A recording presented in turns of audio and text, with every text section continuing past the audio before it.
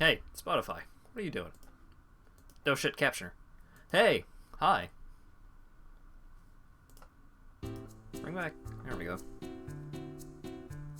No, you know what? Fuck it. I'm gonna switch to something else for the hold on. No, not Siberian Catru. That will get content claimed.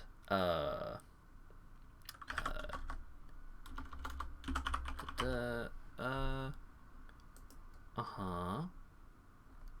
No, not that one. That one. Yeah.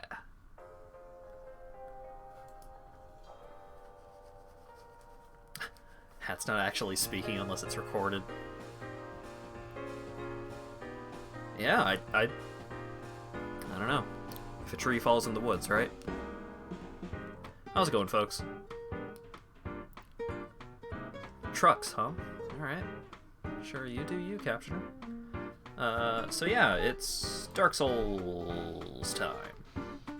So as I mentioned in the stream announcement, our hero, the Punch Man himself, Handsome Steve, has opted to turn to Dragon Christ in order to cure his beef jerkiness and also to imbue himself with powers.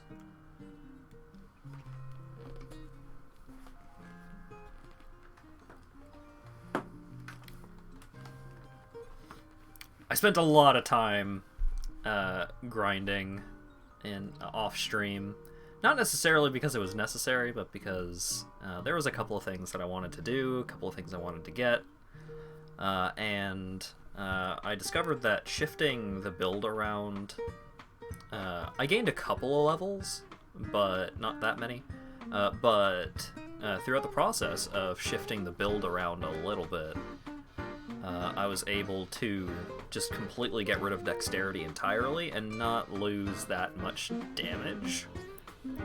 And so, instead of nimble, our handsome friend is now faithful. And I'll go over why that is useful and good once we actually get into the game.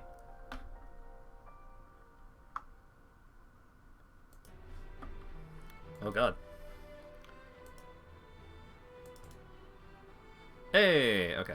I was hoping it would actually just already be captured, and it was. Great sword imbued with the strength of the sun. Wow. So this was the fashion that I was going with while I was doing some stuff. Good to know that Handsome Steve doesn't go around cheating on his SO. Of course not. Let's see. So this is our new build, kinda. Most levels are probably just going to be going into endurance and strength from this point forward. But as you can see, he got a little stupider. That's okay. He just popped some mentats when he was having his conversation with Orbeck, and then he forgot all about it. So, his stupidity has returned. He has gotten a lot less dexterous, but he has gotten stronger in return. And he's got some faith going. And the faith has a couple of uses, but one of the big uses is this spell right here, Tears of Denial. Where do I go to look at spells again? Oh, also I bought all of the spells that are currently available. Just for funsies, mostly. Grant one chance to endure when HP reaches 0. Miracle taught by Morn, the Archbishop's apostle, intended to grant the dying a few moments for a final farewell. Tears are shed for the sake of the living more so than the deceased. So, Tears of Denial lets you survive one lethal attack. It leaves you at 1 HP, so you better make use of it. But that is a thing. I also started upgrading this chime, so that way we can cast the spells a little more effectively. Effective at inflicting physical damage. So because for the most part I'm using... I don't want to change the intent of the build away from punching. Punching is still the core of what we're doing here. So we're mostly using miracles for buffs. And so this Sacred Chime has really good casting speed, and buffs are usually based not off of like the power of your chime or anything like that. It's just based off of your faith. So we have plenty of faith, so the buffs will be doing their thing as if we were using a chime that was really good at lightning damage or whatever. Doesn't super matter. Also, I switched the Cestus over to Blunt, so that way it's pure strength scaling, and also upgraded it to plus 14. I would have just gone the whole hog and gotten it to plus 15 because the act of upgrading it is mostly just like fighting bosses that will drop the material you need until it randomly drops the material. And the way that we enable that material to be dropped is... let's see. Disable the Curse of Attraction, because that kind of farks with encounter designs. But I have enabled the Curse of Vitality. And what the Curse of Vitality does is it allows enemies to slowly regenerate HP over time. It's not a huge amount of HP. It's not like it's not like a permanent regen spell or something as intense as that. But they do regenerate HP over time. So it'll make it a little harder. But it allows bosses to drop primordial Titanite stuff, and that's useful for super upgrading gear. Putting the sin in Cinders. Handsome Steve would never sin. And speaking of handsome Steve, he's handsome again! I did indeed cure his beef jerkitude, because we wouldn't be able to get any more benefit out of him being a beef jerky man anyways. So, look at him. Back to his normal self.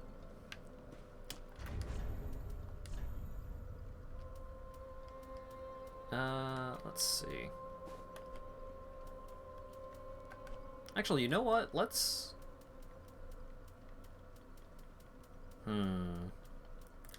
What kind of look do I want to roll with? Casting speed, FP consumption, luck, item discovery, vitality, maybe. Dexterity. You know what? Fuck it. Let's just go with the look that I had coming into it. So we've got the Black Dragon Helm, which increases strength. We've got the Wanderer's Coat, which increases endurance. The Bloodstained Gauntlets, which give me a little bit of a heal after I kill things. And then the Brass Leggings, which increase the duration of buffs. So, with all of that out of the way, I don't have any Festus upgrades now.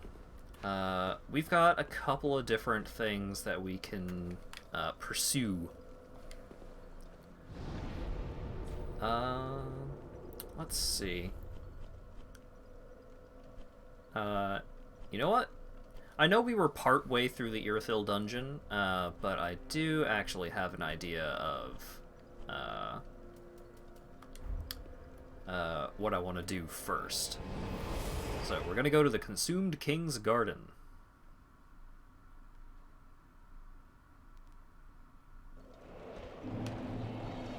Oh, actually.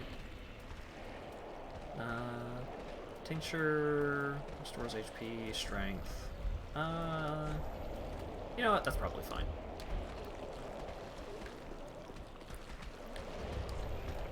Oh, I also bought a bunch of consumable, throwable items.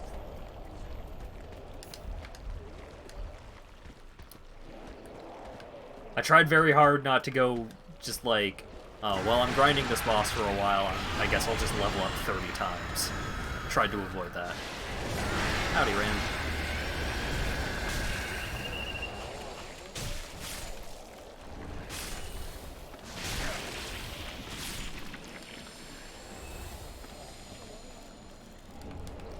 Woo.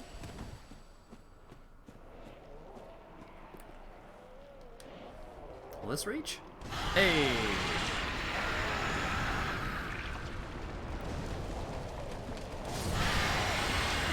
So the main reason why I'm cheesing these guys like this is because they... their attacks have a very distinct possibility at just, like, stun-locking me to death. So... I'm gonna cheese them a little bit. If you guys don't mind.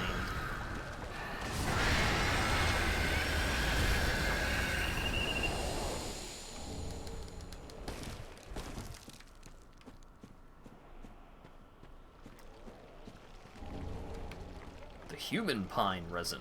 I believe that applies dark to your currently equipped weapon.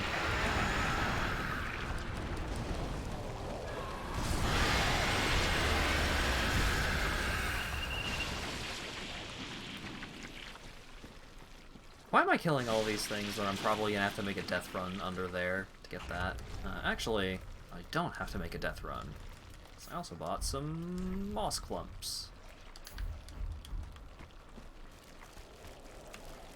Alright. Time to find out if this is toxic or poison. It's toxic! Alright. Shadow gear, huh? Shadow gear!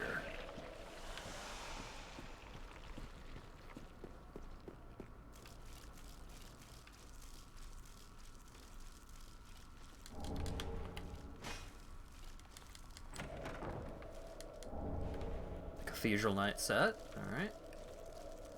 And an elevator. Gonna wrap up Sekiro? Nice. Oh, gotta kill the fire dude? Oh man. That fight is really cool, but very hard. It took me quite a few tries to crack that nut. Yeah!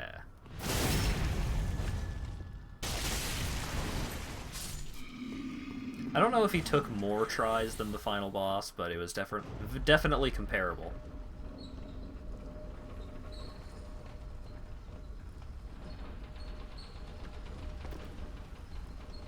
Took off your Bell Demon effect and grinding some skill points.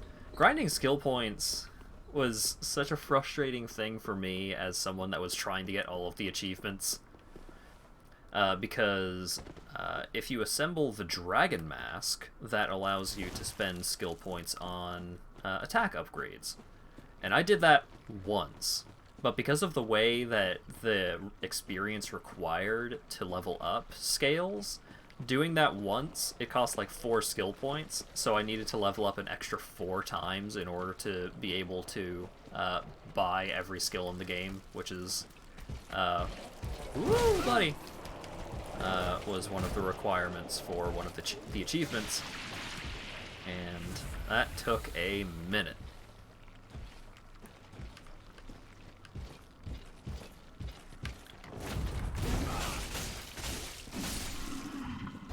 Alright, I should apply Tears of Denial. Ding. Ah.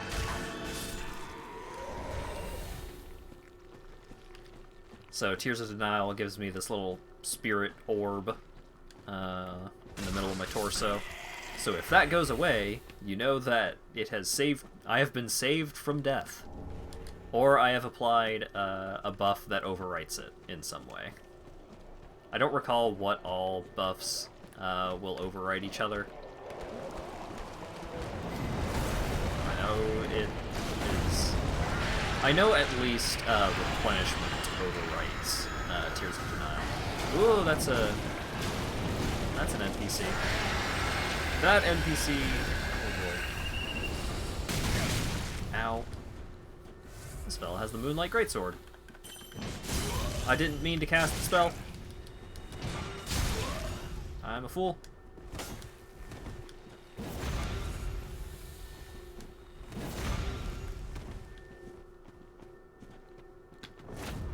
Alright, come on. Yeah!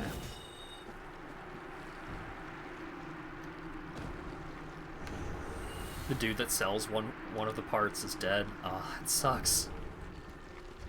Also, hey, that guy just straight up dropped the Moonlight Sword. Also, the Moonlight Sword, not the Moonlight Greatsword. Interesting.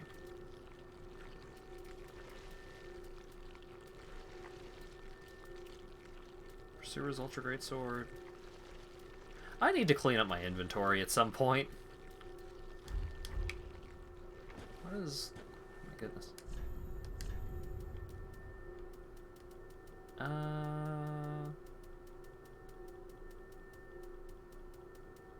Moonlight Sword. There it is. Durability 999. What? Legendary dragon weapon is associated with Seath of the Pale Drake. Charge strong attack to its limit to unleash Moonlight Wave. Moonlight Vortex. Draw sword back and thrust to unleash Torrential Moonlight. Does require 25 smarts, though. Too dang dumb to have a cool sword.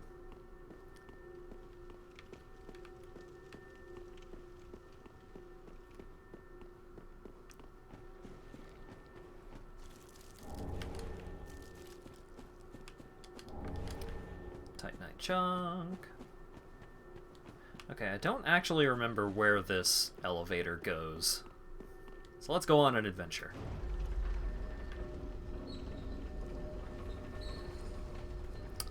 It's a hell of a fashion we got going.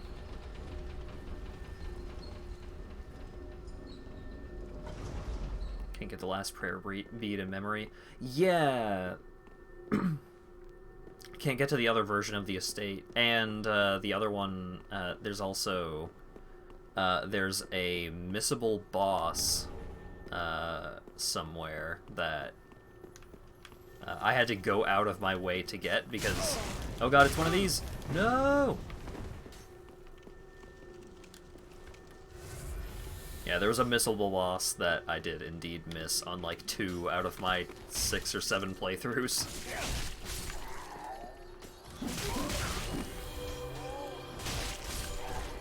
Because he shows up in a spot where you really don't have to go to, usually. Like, unless you're doing things, unless you're playing through the game with, like, really weird sequencing. That's just the Mirror Knight. That's just the Mirror Knight right there. Hey, buddy. Okay. Well, as you can see, I no longer have a little sprite in the center of my torso, so that indeed would have killed me.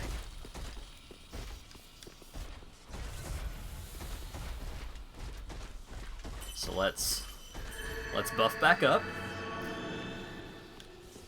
Boy, howdy. Alright. Alright.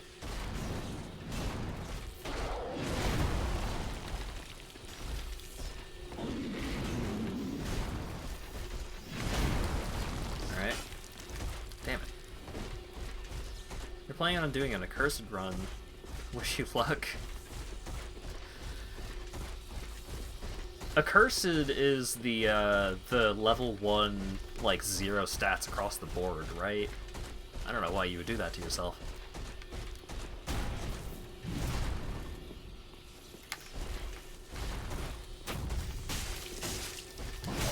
Ouch.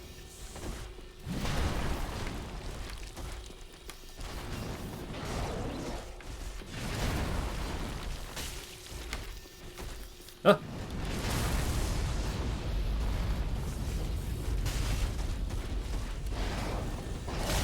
Oh boy. Get me out of here. Well, I'm not embered up. I should do that.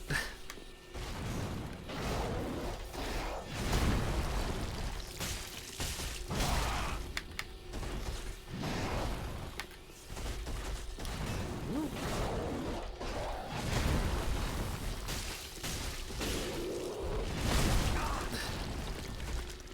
like receiving pain as much as you like giving it. That's pretty good. Ouch.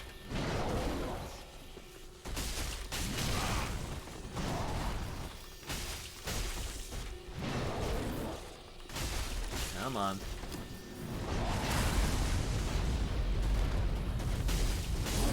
Yeah! Get out of here, Mirror Knight.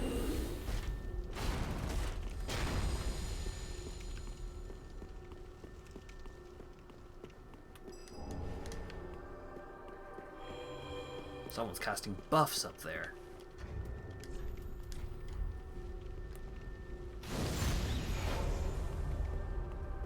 It's you! You can't do that. That's not allowed. Okay. That was quite an adventure. King's Mirror and Thorned Greatsword.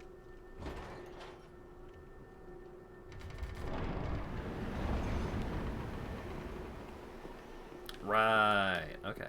So this is just like a shortcut to the end of the toxic area of the King's Garden, I suppose? It has been too long since I have played through this game. I'm actually forgetting stuff.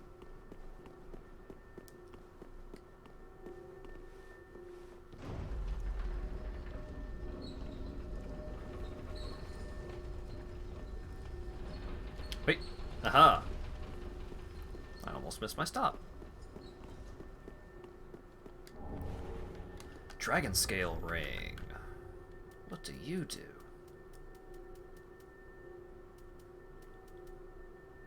Raises maximum FP. That's fine, I guess.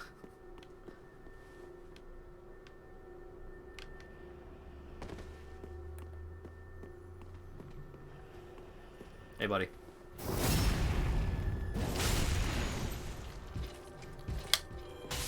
Yeah. Big old punch right in the tuchus. How do you get over there again? Oh, you just walk up here? Okay. Doot.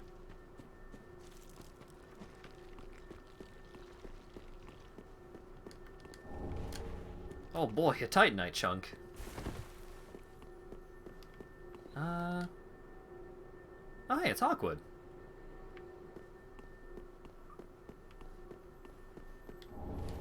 Our good old dragon friend. Aha! Didn't expect me to just run at you, huh? They never expect it. Alright, let's try to avoid aggroing the big guy.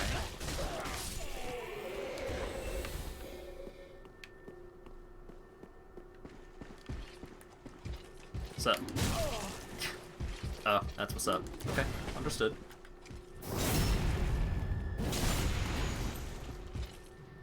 Pow. Oh, probably should have looked at what that was, but oh well. Oh boy. I should rest at the bonfire, because this boss is hard. Oh, hey! A bot? I love banning bots. Yay!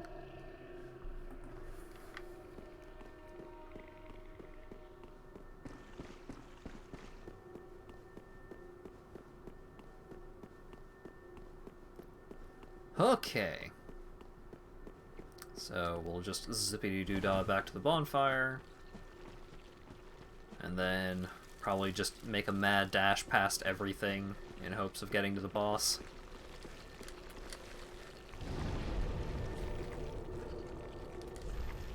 I can get a level. Yeah, probably just endurance.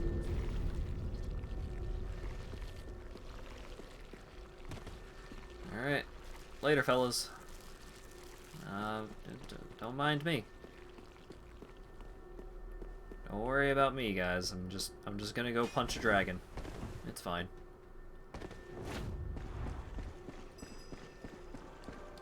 Woo! Oh boy, oh boy, oh boy. I actually made it through.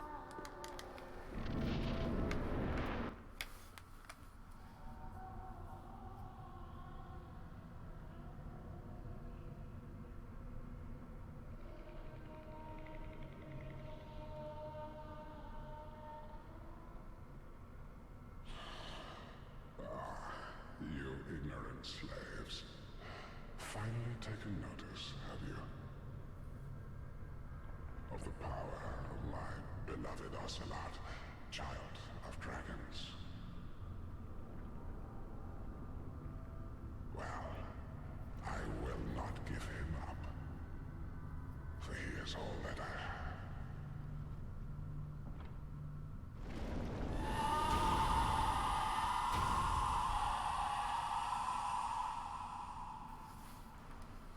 All right. Cyros, the Consumed King.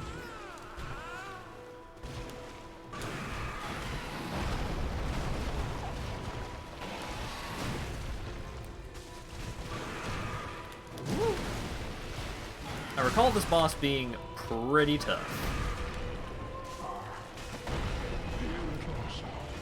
Already having a couple of issues in regards to just the way that he stands and my punches and how those two interact.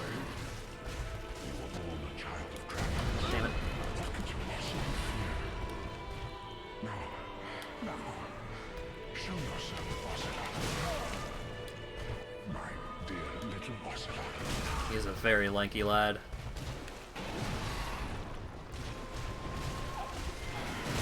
Ouch. Come on.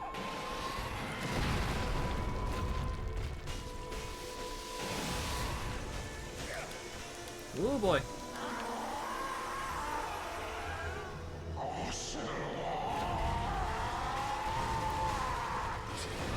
Liquid.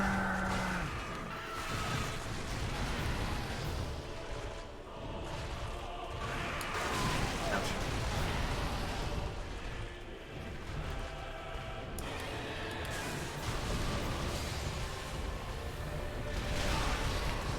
Oh boy. Yeah, definitely forgetting how some of his attacks work. Alright. Come on. Fell for it again. Just punch him. Just punch his knees. Punch his knees to death.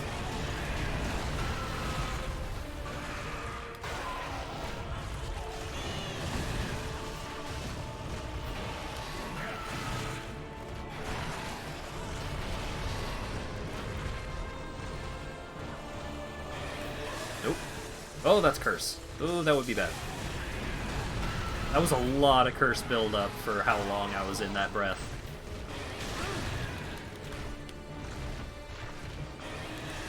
Nope. So yeah, can you take a guess as to what this guy is based off of? A weird, pale, scaleless dragon that deals with crystal magic and curses and such? I don't know. Probably a totally unique concept that they've never done in this game before. This series before. So, I got his memory, I got his soul, and I got a primordial fragment. Oh boy. Is it Jeremy the Jailless? Damn it. Cult got it in one. How am I supposed to drag that gag out now?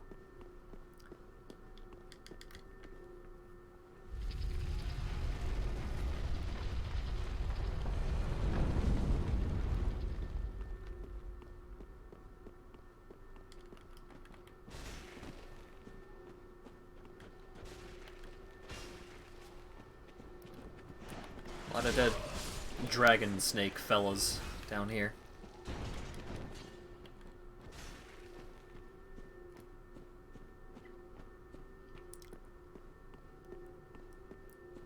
Oh, hey.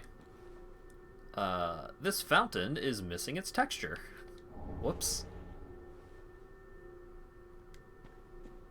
Tommy Path of the Dragon? What? Okay. Is this where you're supposed to get Path of the Dragon? Huh. What the heck is a Spirit Amethyst? Fallen enemies grant additional FP on death. Absorb FP from fallen enemies, restoring 10% FP. Relic of a long-forgotten sorcerer. Those who fall within the presence of this relic are subsumed within. Considered heretical, this relic would be destroyed by any good-natured sorcerer. But we're not a good-natured sorcerer. So what are you going to do about that? Raven Mask? Hey! Birdface!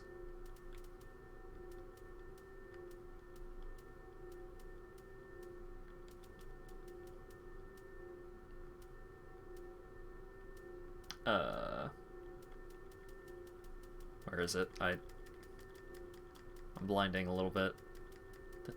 There it is. A mask in the form of a raven, used to ward off evil spirits, in part due to the aromatic herbs placed within the beak of the mask. How's it look?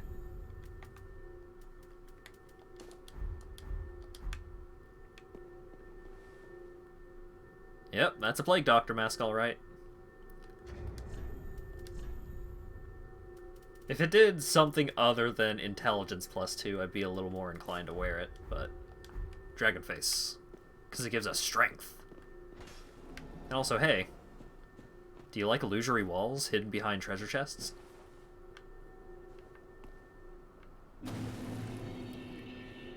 Also, hey, do you like the untended graves?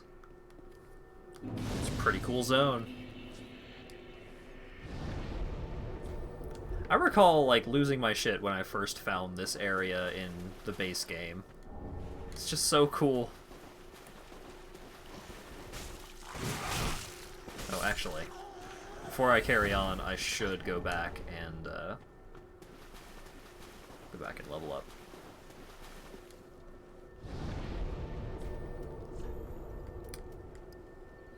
More endurance, why not?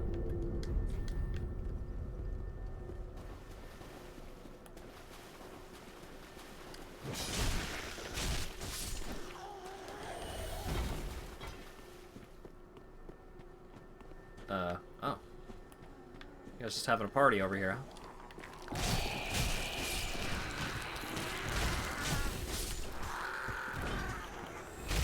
No partying in the gravesite.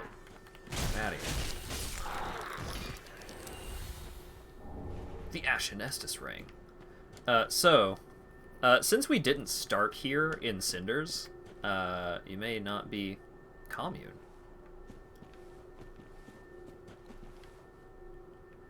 You may not be familiar with where this is, but this is just like a super spooky version of where you start the game. It's the same area. Okay, where does this commune take me, though? I gotta know.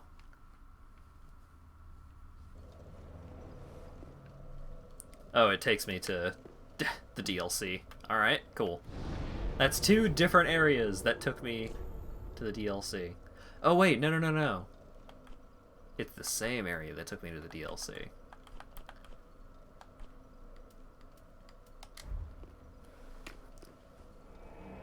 I forgot that in that spot in the normal version of the graves, or in the normal version of the cemetery or what have you, that is also where the warp that takes you to the DLC is.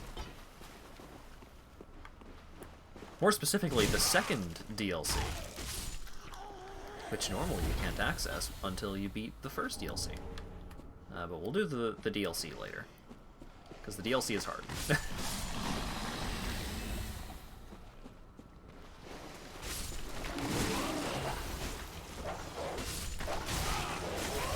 Like, the end boss of the first DLC is one of the hardest bosses in the game. Ah!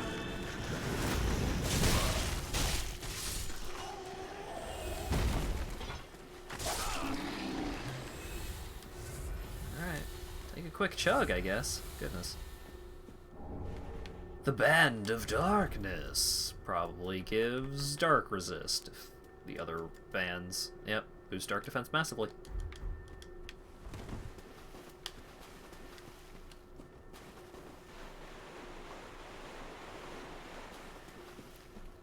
Dee-doo-dee-doo. There are 2 crystal lizards here. In the normal version of the cemetery, there's only 1.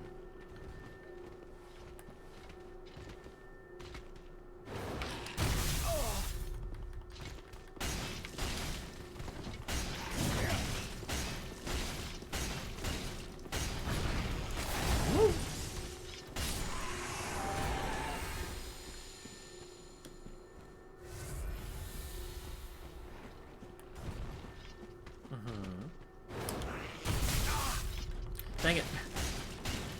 I did dodge, I just didn't dodge out of the radius. So I got hit anyway. Yeah.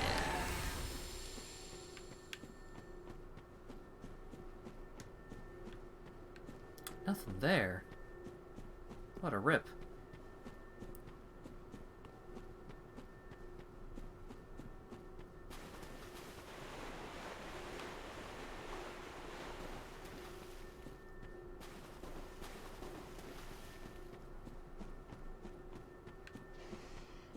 So because of the changers in the changes in Cinders, this area is actually easier than the normal version of this area. Because they made the normal version of this area very, very hard.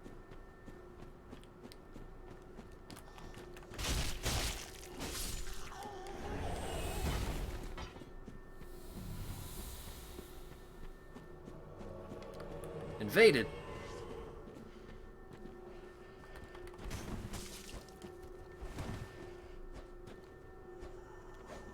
Just gonna parry for a bit, huh? Okay. No, I understand. That's a lot of soul arrows. Goodness. Don't do that again. Okay. What?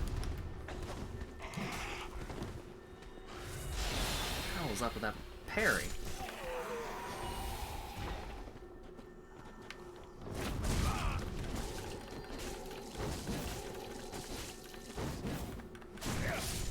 Gotcha. All I had to do was just punch her to death. It was that easy. Ow. Crystal fragments, huh?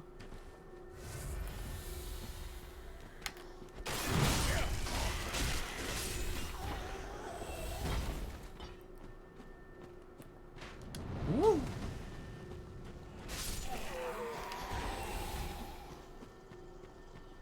Alright, I'm getting excited. I wonder if they actually made any changes to this boss. Or if this boss is vanilla. Because this boss is just really cool, even the vanilla version.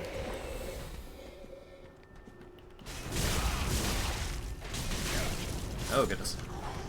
I'm hurting.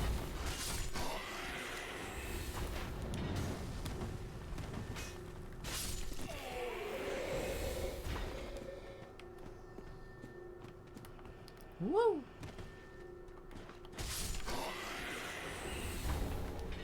The Burial Night set.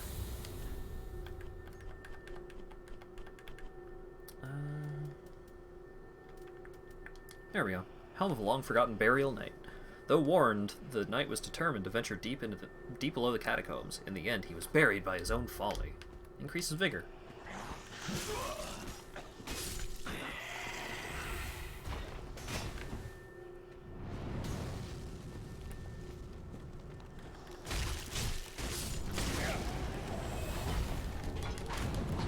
Ooh, there's a lot of boys here. Ouch. Nope. Oh. Alright, come on. Okay, so rather than burning Estus on this, I'm going to use Replenishment, which gives us some nice healing over time.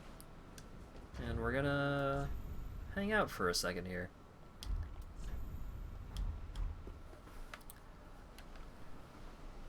So what have you guys been up to today?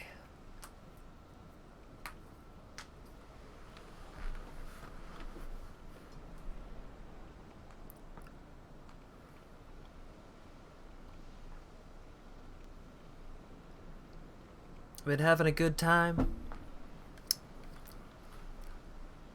Hope it's been a good day for everybody out there.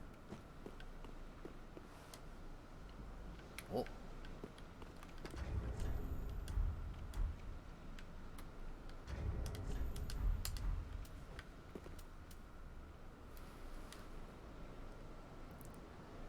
I didn't really have much going on today, so I don't have much to talk about myself. Woke up after sleeping poorly and just wasn't feeling great until right around the time that I started the stream. And then I started the stream and I was having a great time because I was streaming. For you!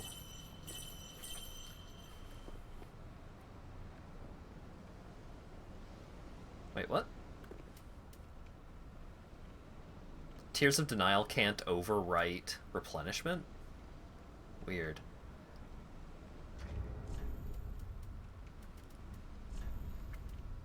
In that case...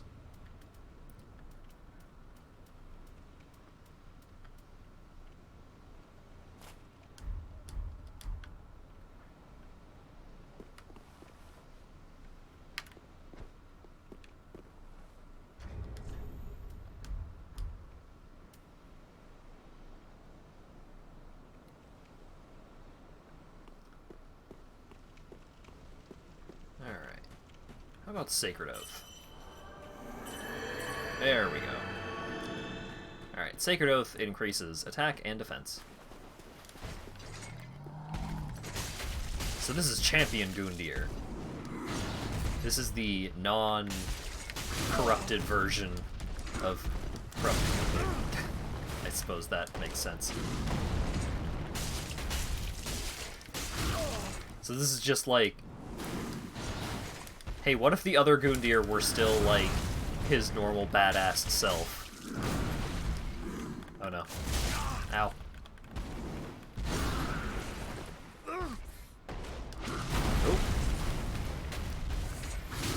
This fight is really, really cool if you're a build that likes to parry stuff, because a lot of his attacks can be parried.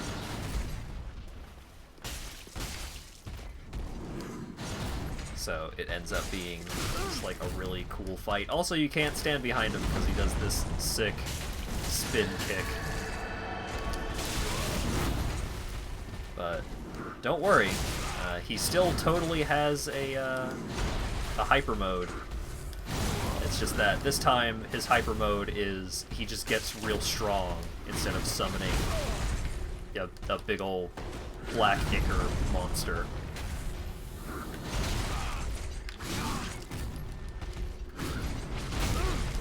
Ow. God.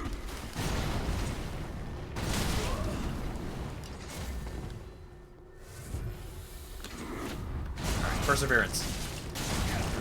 You and me, buddy. Let's go.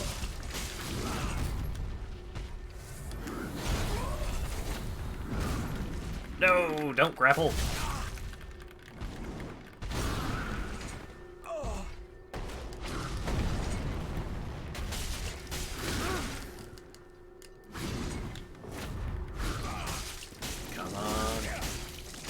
God, he does so much damage. It's so hard to race him. I'm out of Estus. Oh boy.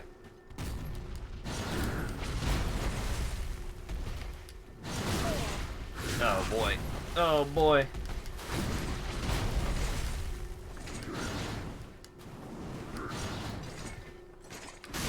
Don't kick me in the face. Grab did very little damage. Yeah, but it drained the entire duration of my Perseverance. Oh, I I super don't have time to cast spells. What am I even thinking? Damn it. Alright, I still have Tears of Perseverance up, so I can take one hit right now. And there it goes. And there's the second hit. And I'm dead. Damn it, Champion Goondir, why are we so cool and strong?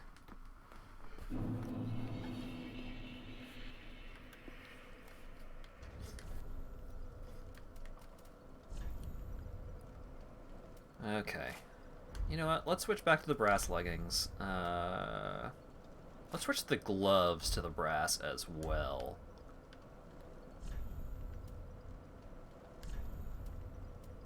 I could just go like, well, can I go this deep on the brass? No, I don't have enough vitality to hold all that shenanigans.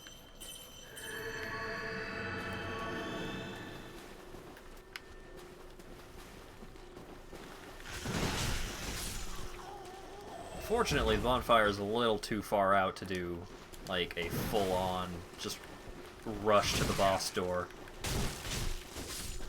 But hopefully, between the life regeneration ring that I'm wearing and the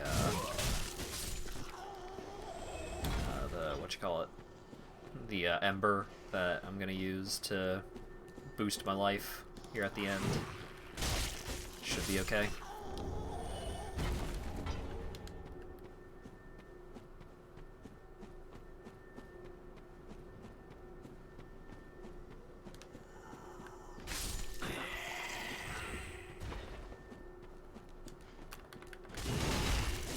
Nice. He did a very cool, stylish jumping attack directly over my head. Where was this guy? There he is. Damn it. Just completely missed.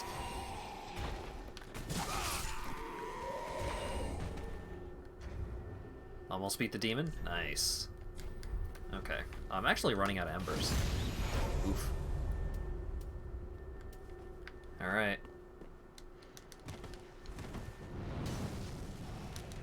Woo! Let me in, let me in, let me in. Alright. Get Sacred Oath going. Should last a little longer now that I have the brass gloves on. Ouch.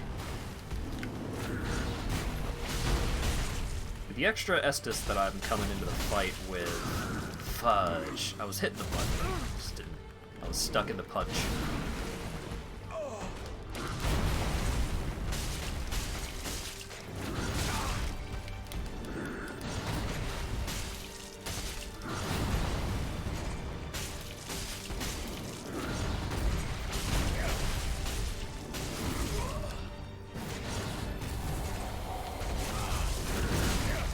Alright, just keep going. Do it. Just give her.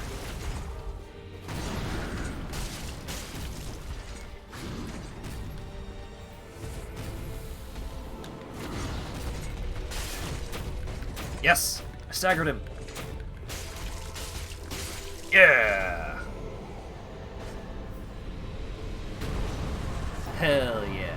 You just gotta punch him real good, and then you do it. Boy, howdy.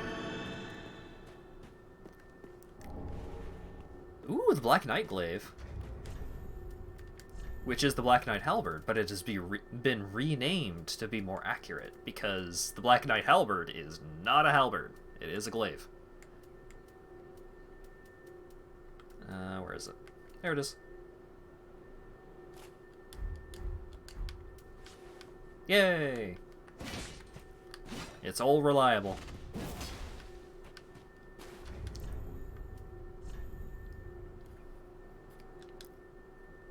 Increases damage against demons by 10%. The unique attack of this glaive greatly reduces enemy poise, reflecting the tremendous size and enemies of the knights that the knights have fearlessly faced.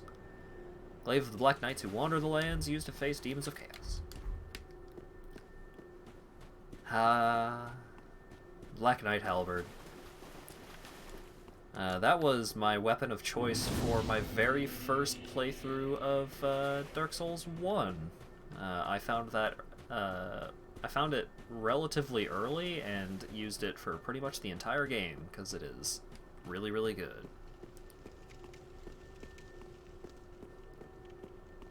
Oh, hey, speaking of Black Knight, what's up, bud?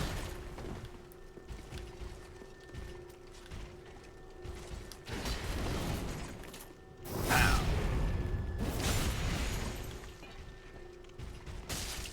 No. That was almost really bad. Well, I mean, not that bad. But it was almost bad for no reason.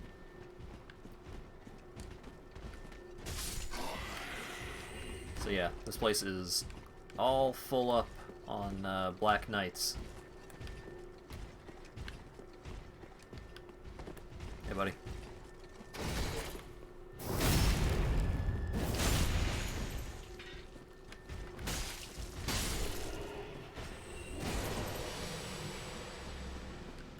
Nothing over there?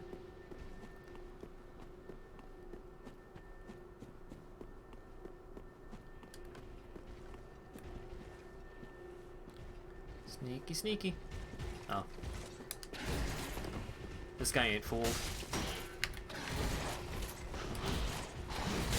Oh boy. Look. Me and Mr. Black Knight here are trying to have a one-on-one.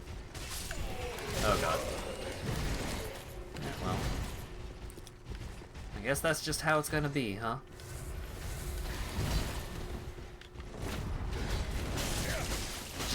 I'm just doing it. Just persevere. Just punch him. When in doubt, get tough and punch.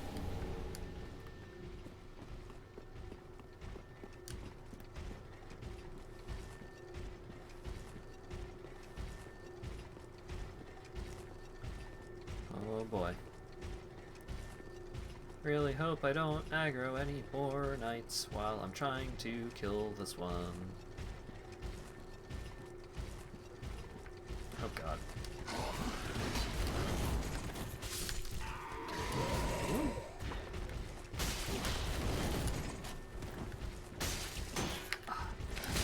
That one. I thought that one was gonna work. Whoa boy! Whoa boy! There we go. Boy, howdy.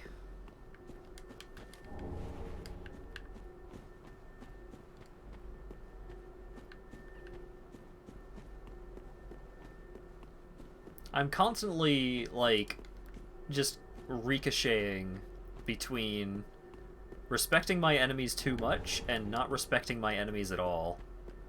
Which... both of them have a very distinct chance of killing me at any given opportunity. Especially when my primary attack is punches with a range of like 1.5 feet. Maybe not even that. Whoa, whoa, whoa, whoa, whoa. Named NPC. Get punched. That was a pretty cool look, though. The Bone Ash set. Now I can have that pretty cool look. What does it do? Boost the HP restoration of the Estus Flask. Cool. Armor made of bone ash worn by the oldest keepers. The keepers, who mined the fading fire, gained eternal life, preserved in an ashen form in a ceremony of flame that cremated body and soul. The Forgotten Seal.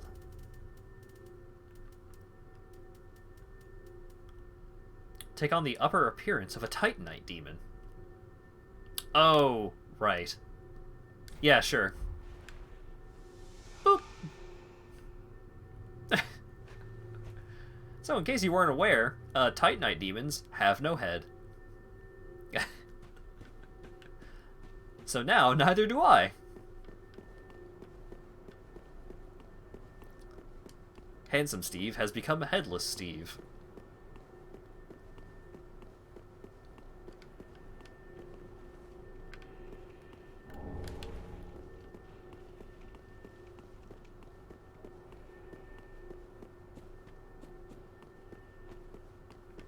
What? Nothing there.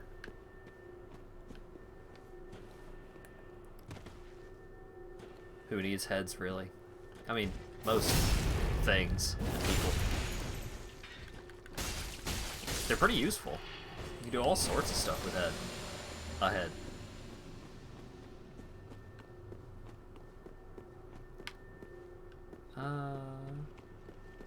Alrighty. Oh hey, it's the Firelink Shrine, except not. Cowards. Damn. So, the main reason why I wanted to come here was to get the Coiled Sword Fragment. And that is going right onto my hotbar, because the Coiled Sword Fragment is an infinite use homeward bone. Which is great. I love it.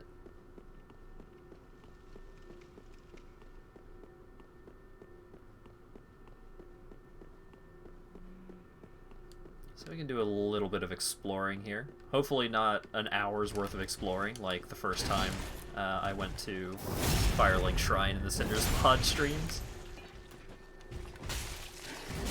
Ah! I was out of stamina. Whoa, boy. I didn't use Perseverance and it almost killed me. Hey, seed of a giant tree. Huh. There's no ladder. What?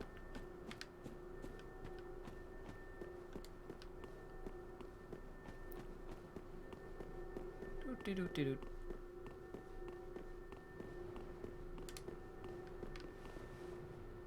Yeah, the skybox is just completely pitch black. It's all spooky and such. Oh, Jesus. Alright, let's do this. I actually got the Perseverance going, so it wasn't too bad. Forgotten Tablet? What was that? Take on the full appearance of a Titanite demon. Neat.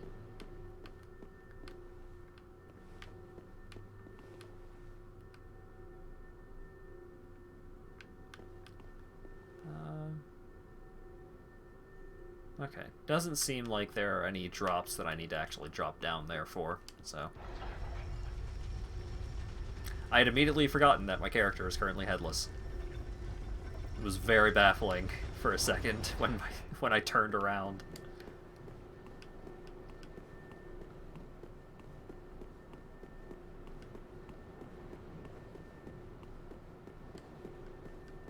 What? No treasure over there. It's messed up.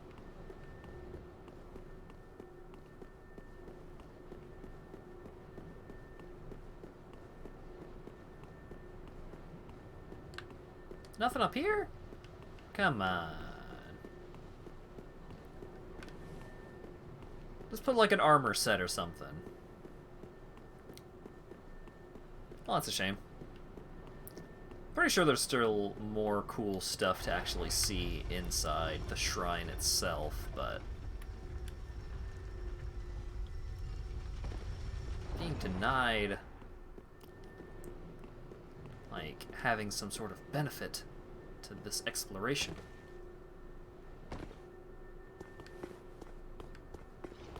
Oh, hey. You seem to be having some issues with the terrain. Ouch.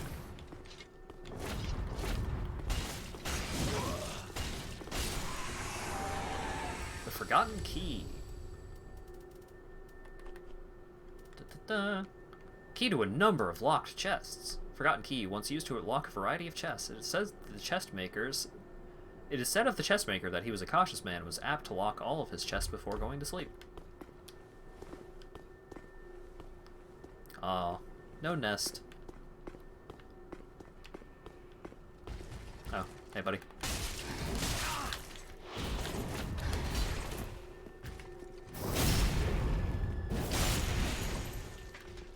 Boop. The Bulwark Shield.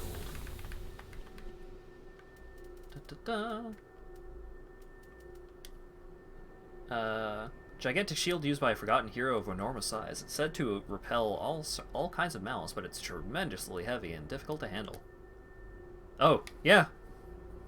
It weighs 28, but it has 100% physical absorption, and then 80% everything else absorption, and then 75 stability. That's a pretty good shield.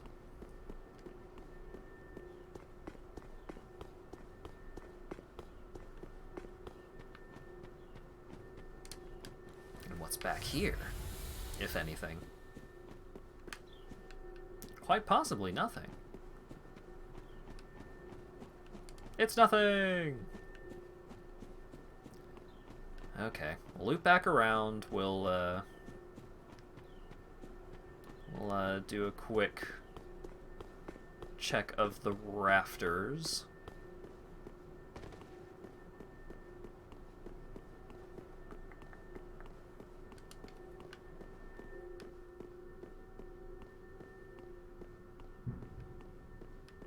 Really? Fireworks again? Is that what we're doing today? Okay. I'm not 100% sure that was fireworks. It could have just been someone slamming their car door or something. Hey, Estus Shard.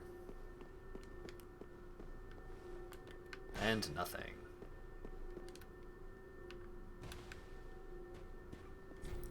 Holy King Lothric, last hope of his line.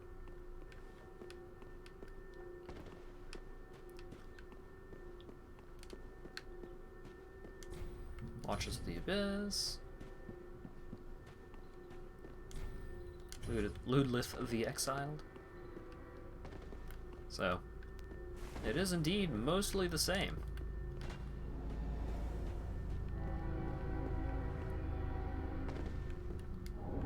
The eyes of a firekeeper. Reveal horrors to the sightless firekeeper. Said of the eyes of the first firekeeper, and that the light was, and the light that was lost by all firekeepers to come. It reveals to the sightless firekeepers things that they should never see. Spooky.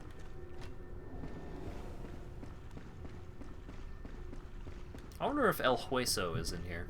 Yeah, training dummy skeleton.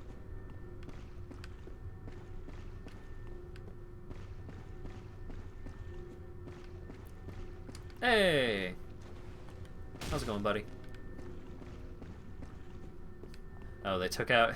The candles are still here, but the shrine for enabling the difficulty modifiers is not.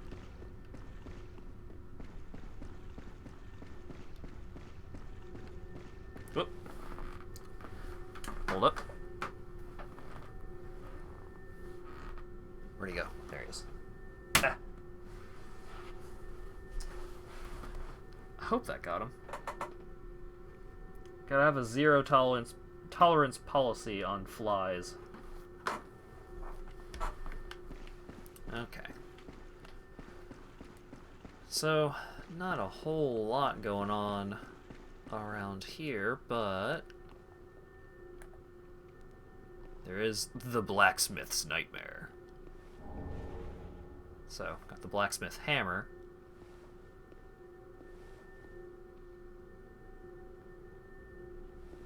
Actually, let's back off real quick. Let's get a buff going. Yeah. Now we're talking.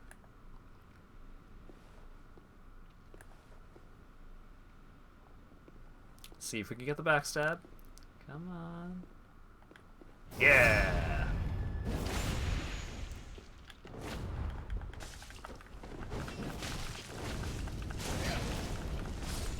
Yeah. So he's wearing the Smelter Demons set.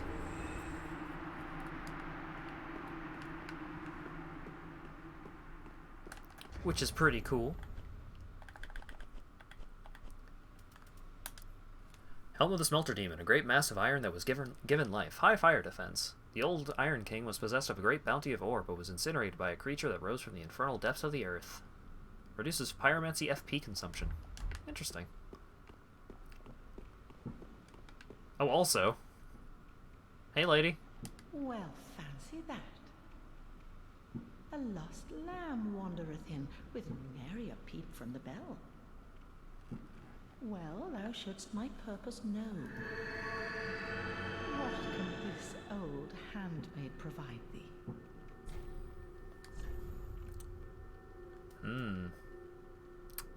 Priestess ring. Dried finger. Yeah. Guess I'll buy the priestess ring. It's only 5,000 souls. It's cheap as hell. Alright, handmaid. Who are you and why are you here? Because you're not the handmaid that I know, missy. To skirt the curse's grasp. Tarry not for long. 'Tis dark for now, and not a soul stirs. But remember, fires are known to fade in quiet. Or perhaps thou'rt captive already, like the poor girl. Oh, ho, ho, ho, ho, ho, ho, ho, ho. To skirt the Oh, that's it? like Okay. Oh, ho, ho, ho, ho. Okay. Best not tarry long. Ho, ho, ho, ho, ho, ho, ho. Thanks, lady. Oh, I can still activate the Trial of Perseverance from here, huh? Alright. Don't think I will. Yeah, so the main benefit of coming here, other than a cool boss fight, is the Coiled Sword Fragment. And also, the Firekeeper's Eyes unlock a new ending. Whee! I don't know if I'm gonna go for that ending. I'll figure out what ending I'm gonna do later. I know I can't do the Lord of Darkness ending because I kind of screwed up that storyline because I didn't want to murder my waifu.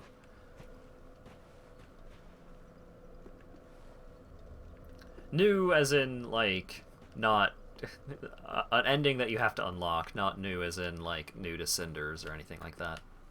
Unfortunately, that would be really sick though.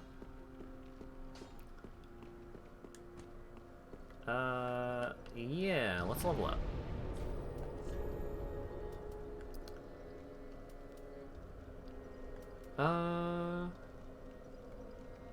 Could bump Vigor up a little more. I could bump Vitality up a little more. Can wear some heavier stuff while doing our punch thing. Yeah, sure. Let's do Vitality.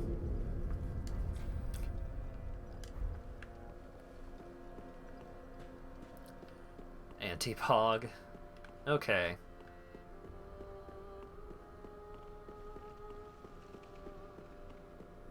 Oh yeah, let's talk to this guy a little bit. I wonder if he's gonna say the thing again. Ah, found her, did we? And the black eyes that shimmer within, I see. 'Tis as if it were but yesterday. We did all we could to spare her from her.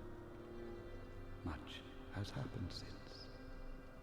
Mayhap I should apprise thee of what the thin light of these eyes might reveal to the eyeless firekeeper. Scenes of betrayal, things never intended for her ken, visions of this age's end. The eyes show a world destitute of fire, a barren plain of endless darkness, a place born of betrayal. So I willed myself, Lord, to link the fire, to paint a new vision. What is thine intent? The eyes. Oh. So what is... Now. So, something that I goofed up and accidentally had happen off stream was I talked to him and he had mentioned that Henri had stopped by the Firelink Shrine and told him to pass along a gift from her to us.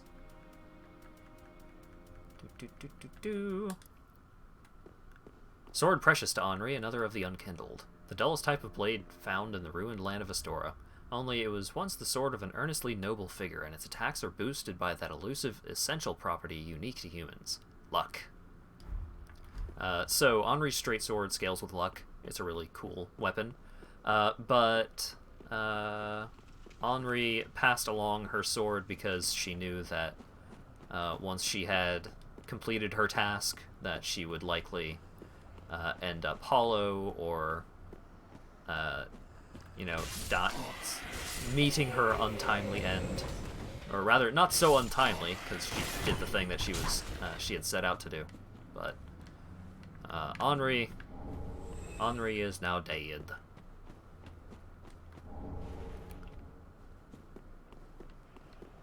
Which is sad. But such is the fate of NPCs in this storyline.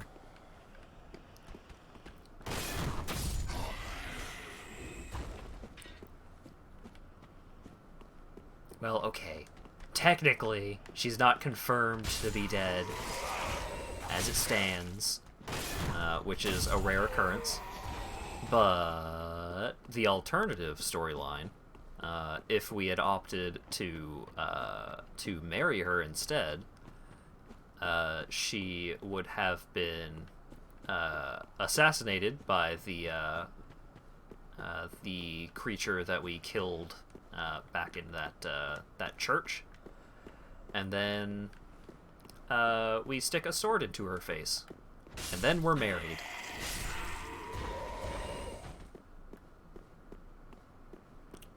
Congrats on beating the demon, though. Why Gina's been reading Tox's quest and he might be making a quest? Oh shit. Oh, hell yeah. That'd be really cool.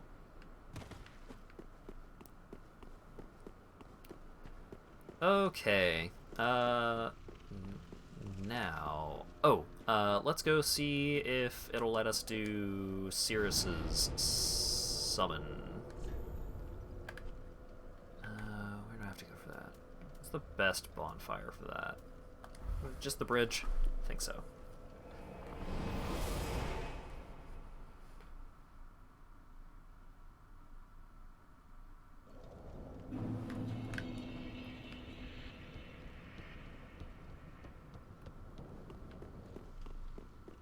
Oh yeah, Tox is a good artist, and also a cool guy.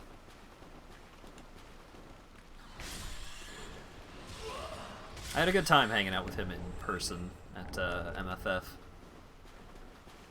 Hopefully MFF actually happens next year, and we're not stuck in the zone forever. So it was a really good time. But this year, I feel like this year is kind of a wash in terms of all fun things, basically. Hey, the sign's here. Answer Cirrus of the Summonless Realms. Call for cooperation and be summoned as a phantom. Don't mind if I do.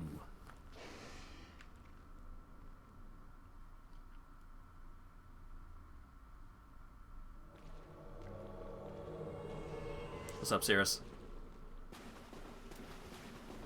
I finally found you. Just as I promised, Grandpa. Remember?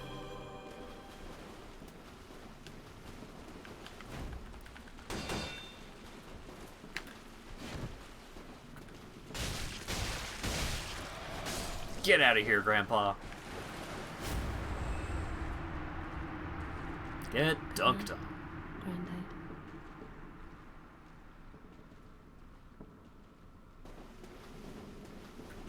I've beaten a couple of bosses. Hey, capture her. Capture her! Yoo-hoo! I have defeated a couple of bosses. There we go. Getting summoned to gank. Yeah. Poor Grandpa didn't stand a chance.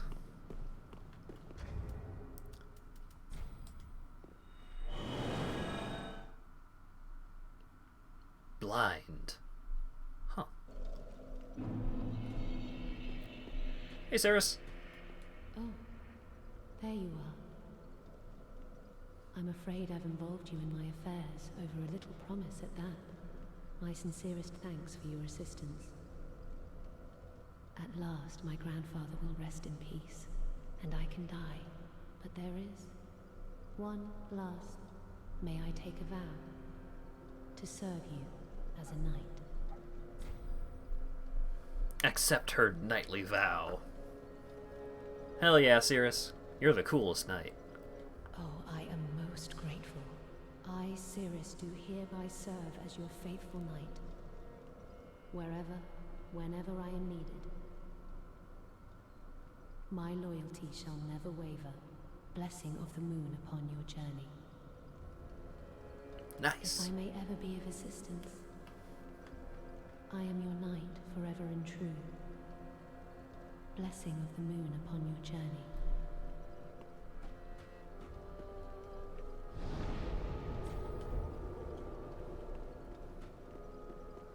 All right. So, we completed Cyrus's storyline.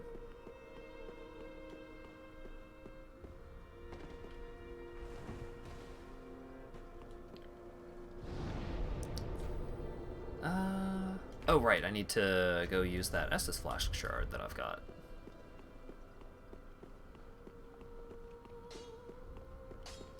Just good, wasn't he? Pretty, I don't. Thanks, Andre. Ah. Gracious, passing fine ash thou'st given. Let this ash bestow nourishment. I only hope these new wares content thee.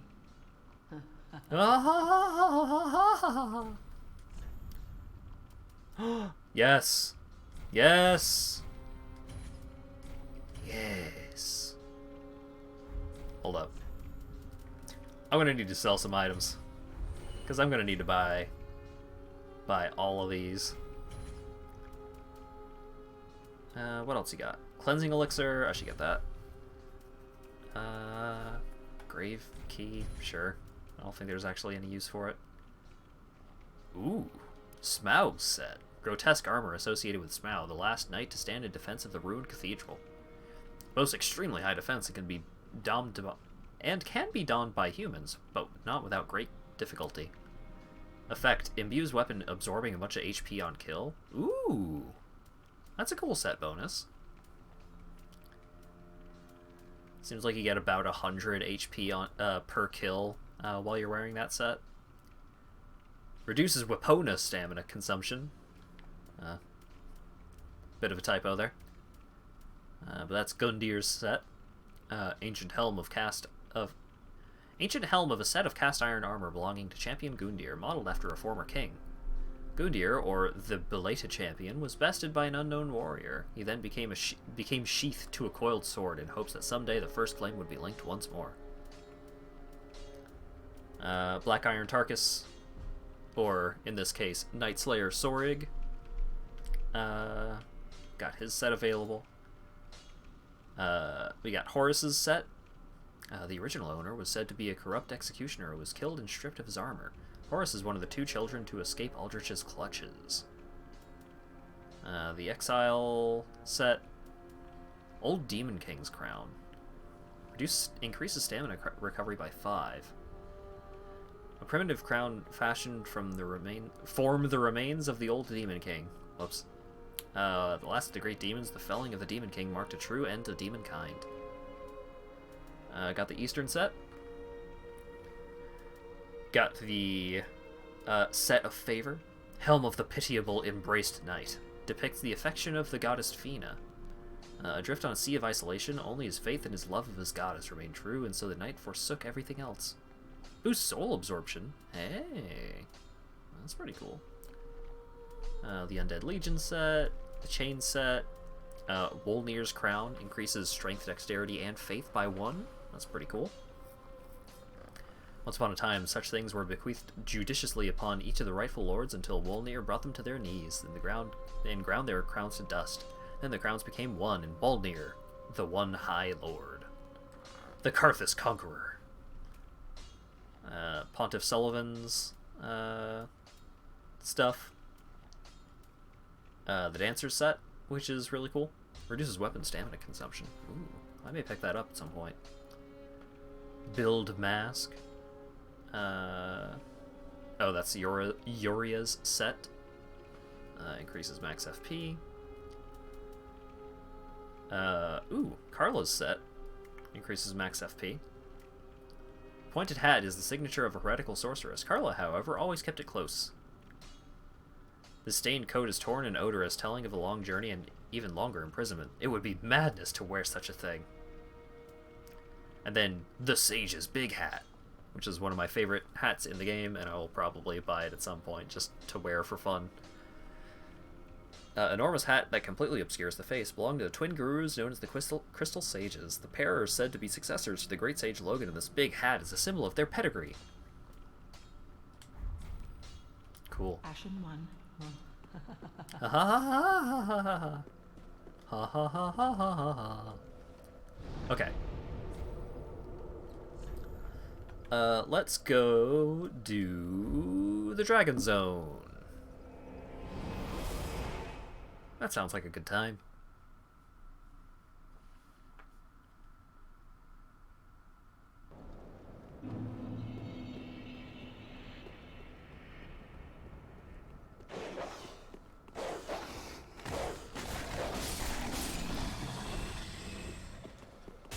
I'm taking this path because it's quicker to get there.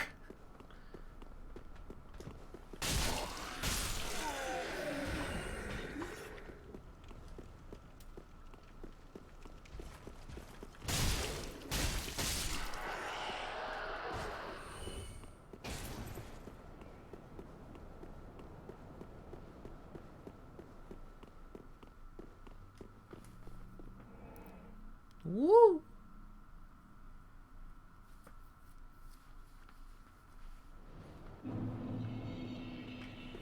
Alright. Set up Tears of Denial.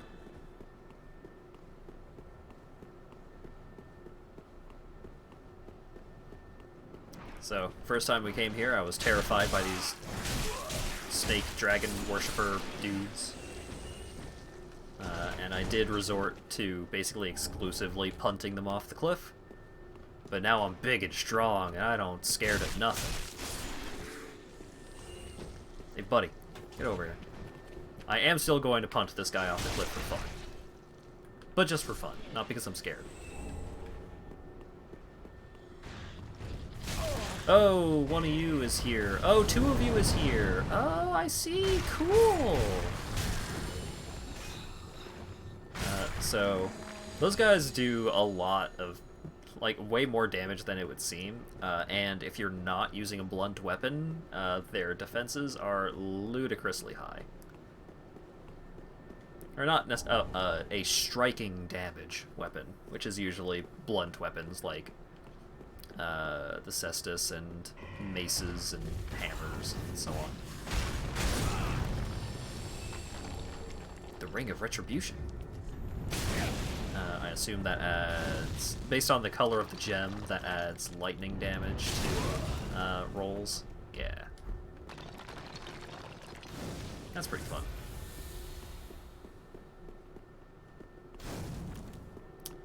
Dragon Hunter Karstark. Okay. Get over here. Ouch. Oh, he's just gonna keep going up.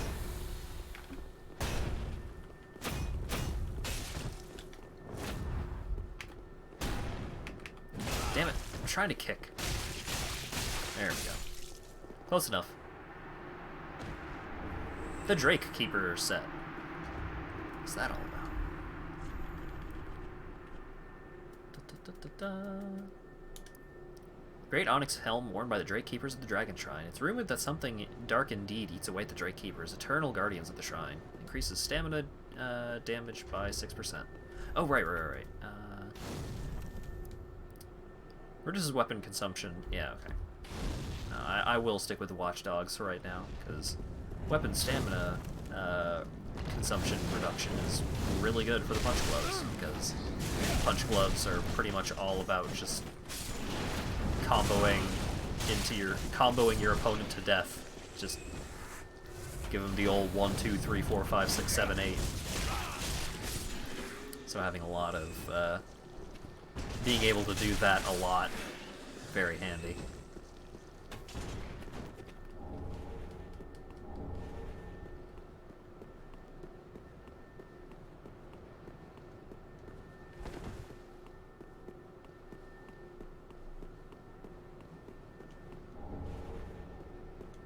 And a bonfire. Hooray.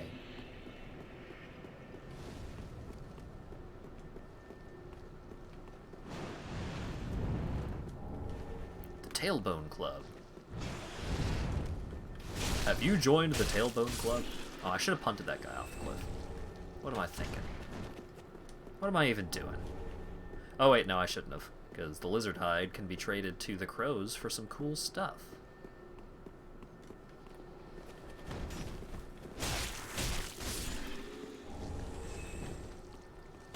I would have been sent off the cliff with him.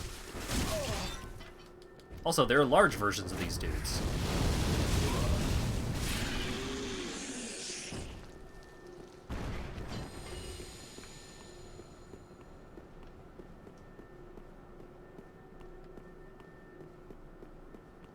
What a massive man. Yeah. An absolute unit, one might say. Fucking massive. What's over here?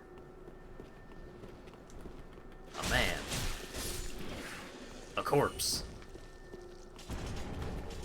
Dragon Slayer lightning arrows. Times 50. Damn.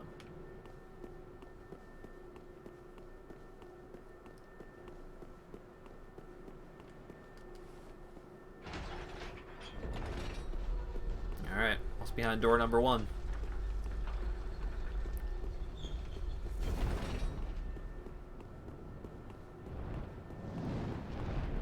It's a big fucking dragon. Rather, a wyvern. So, they changed this boss so that you can fight it normally in the base game. If you try and just, like, hit it, your attacks do very, very little damage. Oh, boy. But I'm going to show off the gimmick way of doing this fight, because it's way cooler. So it's basically just like a gauntlet. You gotta make your way past all sorts of these snake dudes, while the dragon is just like breathing fire at you, giving you a hard time. So just gotta keep going. Try a plunging attack. Don't mind if I do.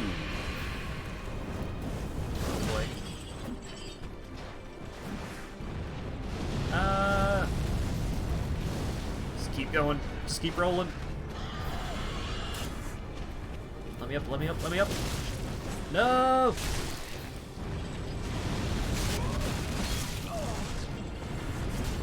Oh god, drink, drink. Okay.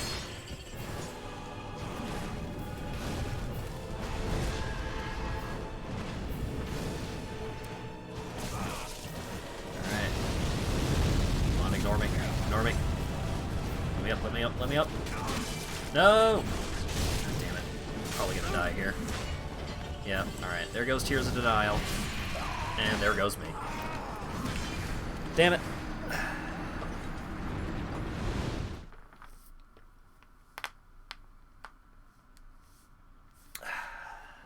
Man, am I gonna have to actually fight some of those dudes? I don't want to fight those dudes.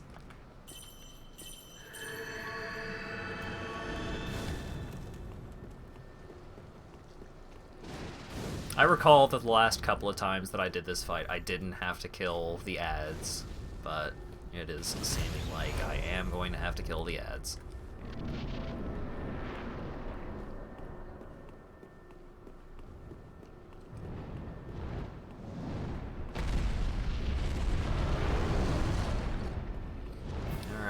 Later, buddy.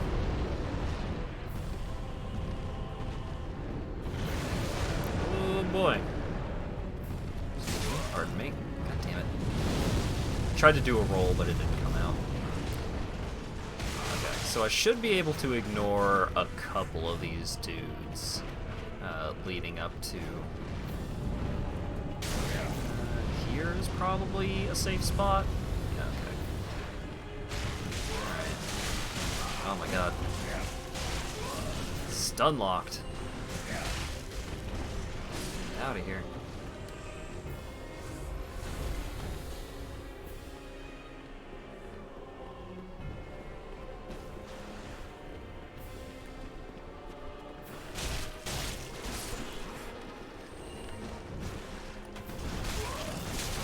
Oh my god.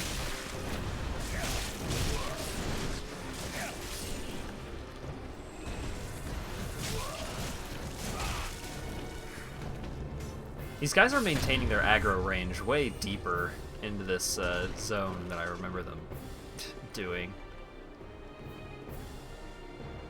That might be part of the issue that I'm having. Where you used to be able to just like ditch a decent number of the enemies as you start to get towards the end. Come on. So this guy has an axe on a chain, which is really cool. Unfortunately, the thing that makes this encounter less cool is the guy that is spewing like ridiculously high damaging and homing fireballs from a mile away.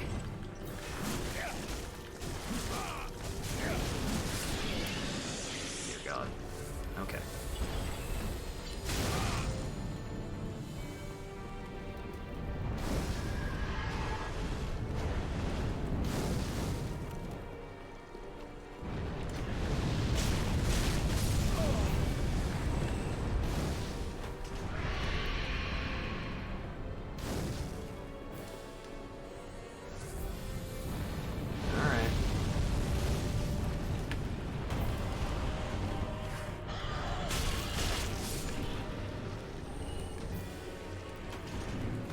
Okay.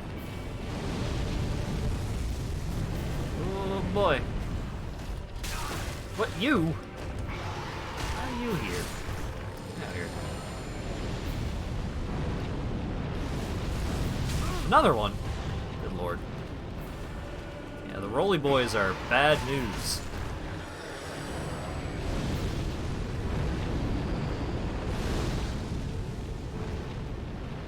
He's freaking out. Oh wait, this is where I'm supposed to do it. Alright.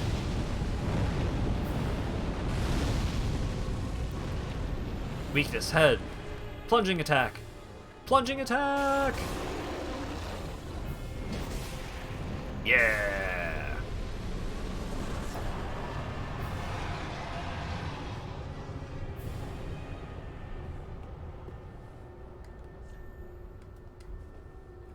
Hell yeah. Sad that didn't deal falling damage. Good lord.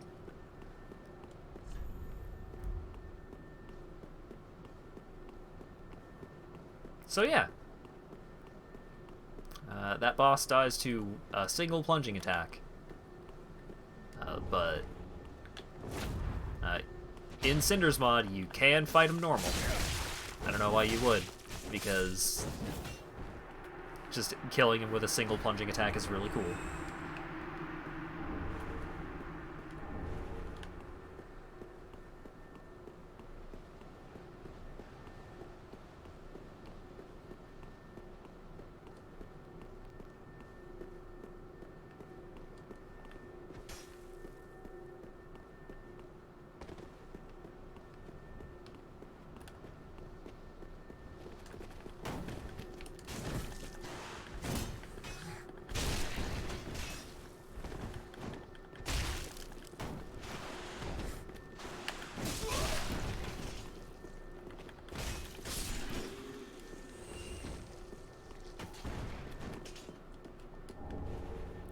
The Educator's Shield.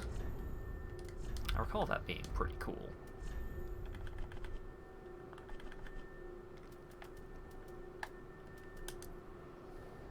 Orange wooden shield that depicts a brightly colored scene with the deceased being judged. Let's take a look at it.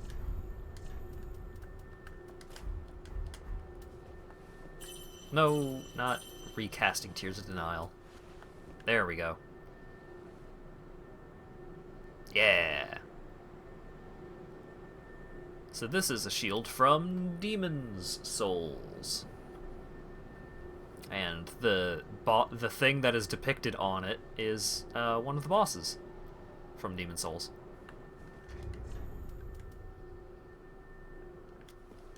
As a shield, it's okay. It's not really that impressive. But it has a neat design.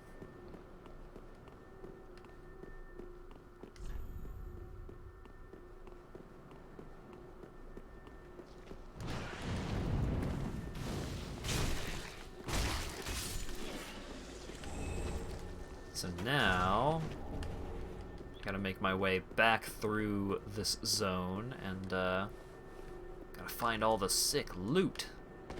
So there's tons of treasures along the route that you're supposed to take to do the plunging attack, but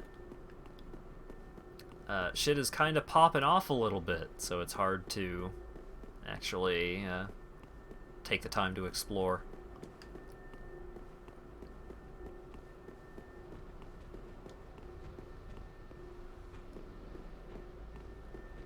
You can just stomp the first form of the final boss? Yeah.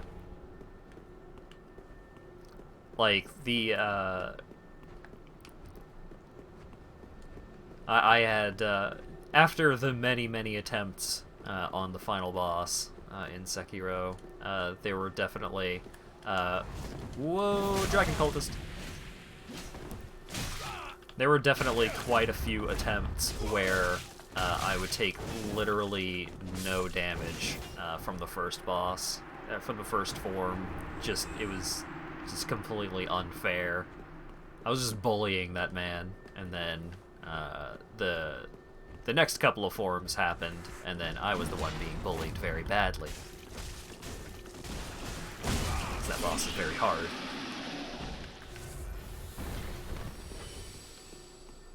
But it is really cool.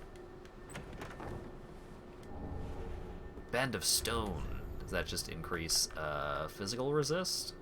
Sure does. Serpentine Mask and Robe.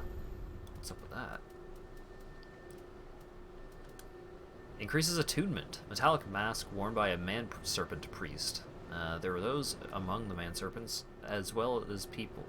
There were those among the man-serpents, as well as people who devoted themselves to magic, and the existence of a cane that could provoke sorceries from ages past. Wow.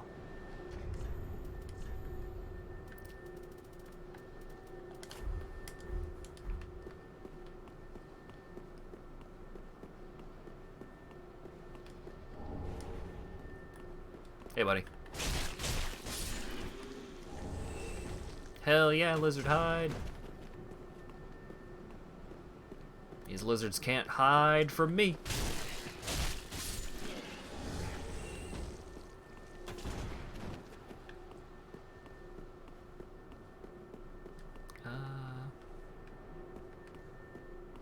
So yeah, like, this area is really complex. There's a lot of little nooks and crannies hither and yon that you can explore. And all the while you have this massive wyvern just throwing fire everywhere. It was always a little weird to me how much more dangerous the little guys were than the wyvern itself, but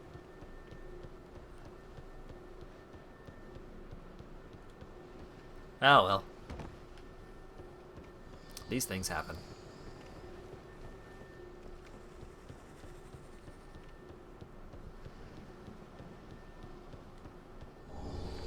Twinkling Titanite? Wow.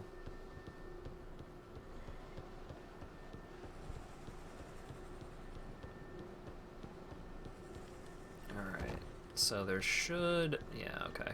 I was gonna say, there should be a way to get back to the exit of the... or back around this zone without dying of falling damage. And there is. And there's stuff. The Holy Flame! That sounds pretty sick, actually. Restores 3 HP every second. Can cast Pyromancies and Miracles. Effective at inflicting physical damage. Summon forth a powerful holy symbol in the wielder's hand. Holy Catalyst used by a Pyromancer that was once touched by the gods. Interesting. I wonder if that actually scales more with Faith than Pyromancies usually do. I will look up at some point whether that is worth investing resources into. Because if it is worth investing resources into, then, you know, maybe I could branch out and do some extra little Pyromancy shenanigans. Okay. Back through the loop one more time. Pyromancies are kind of like hexes where they scale with multiple stats. Yes. So, hexes just directly scale with both stats, or more directly scale. The way that Pyromancies scale is weird. Especially in Cinders. I think in Cinders, like, they, by default, have 20% of the maximum amount of scaling you could get. Which is weird, but it kind of... it makes them work a little more like traditional pyromancy, where they weren't as reliant on stats.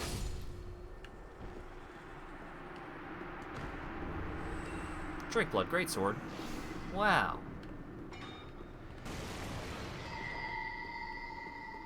I gotta kill this fella. Because these snake fellas will constantly spawn in more of those Drake blood fellas. The covetous silver serpent ring. Why? That earns me additional souls. Where's this taking me?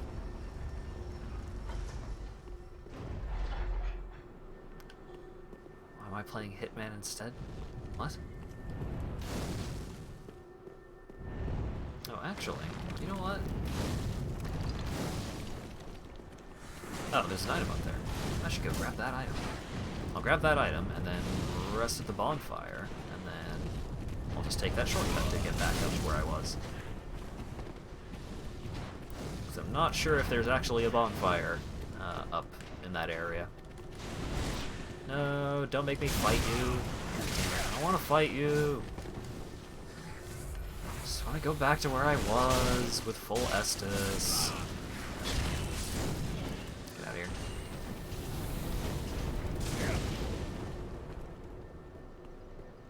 Oh wait. Let's also spend this almost 200,000 souls. Vitality. Let's use a soul item. Oh, there's another thing up there. Oh boy. More vitality. My levels require a lot of souls now. Yeah.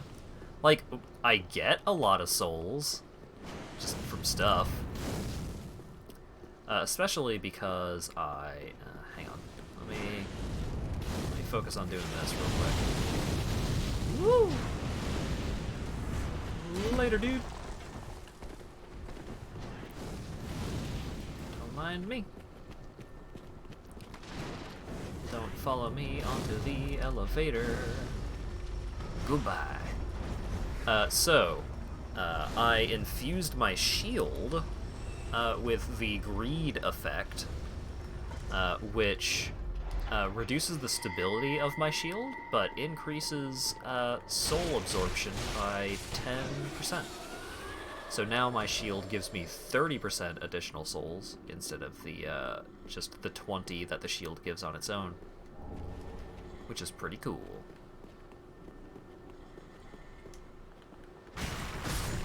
Ouch. And then on top of that, because I have the Curse of Vitality active, which is it gives all enemies a slight amount of health regen, I'm getting like 40 or 50% additional souls. It's pretty cool.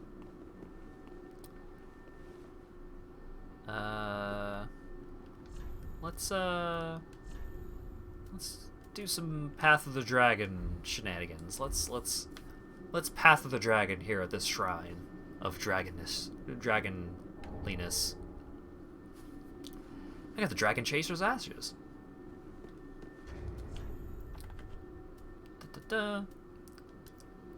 Umbral Ash of a fallen warrior who chose to follow the path of the ancient dragons. With this, the Shrine Handmaiden will prepare new items. Whatever it is, it's sure to grant strength to the most unrelenting warriors.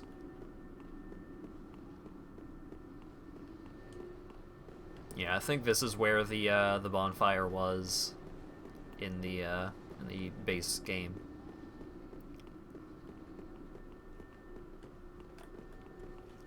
What's up, fool? Yeah.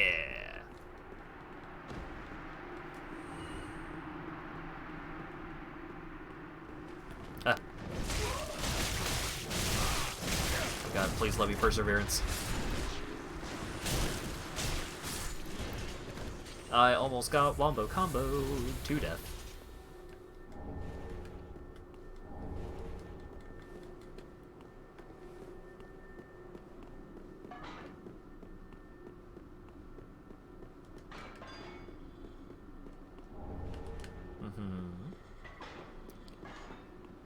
Yeah, whole lot of dead dragon fellas up in this place. It's not the most upbeat scene. Gaius the Mighty.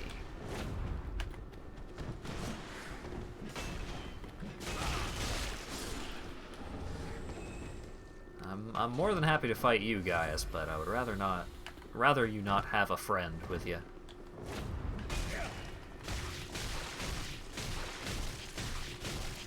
Aw, yeah, look at that. Look at that. Oh, shit. Damn, Gaius, you do a lot of damage. I ran out of stamina. So that's why I like having stuff that reduces stamina costs. Gaius the tank. Yeah. You blocked a lot of those punches. Let's see. Increases stamina damage. What do we got? What do we got? Damage while rolling.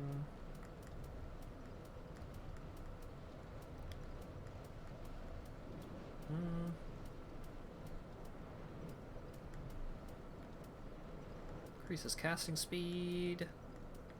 Soul absorption. Stamina recovery. Just have more stuff that gives endurance. Yeah.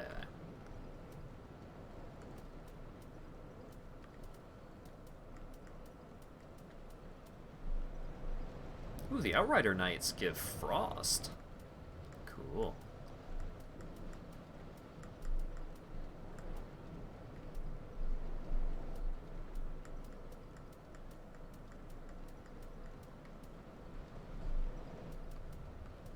Oh, wait. Doesn't the... Yeah, the Master's Attire. Yeah. Reduces weapon stamina consumption, baby. That's what we need.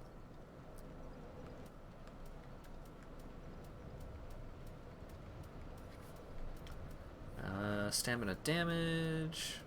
Stamina recovery. equipment load, stamina recovery. We don't really need stamina recovery. We need increases max stamina, maybe. Actually, sure. Oh wait, hang on. Let's see if there's better pants.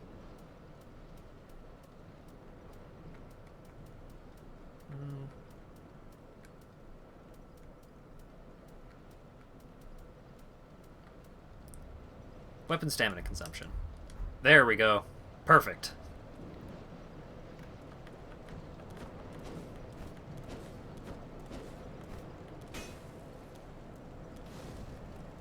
Now that's a look right there.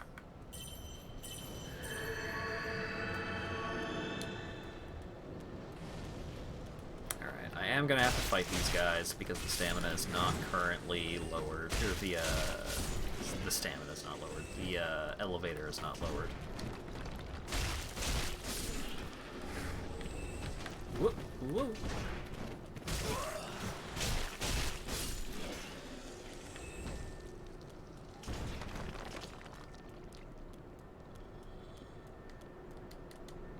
See?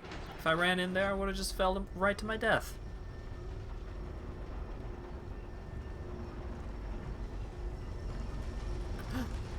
Oh, right. Hang on. Very important.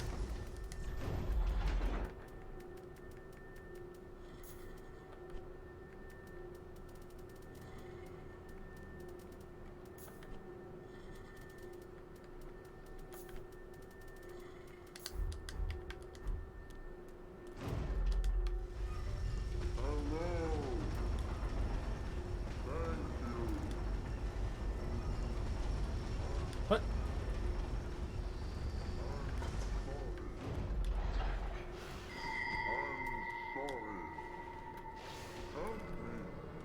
Yeah. Best items in the game.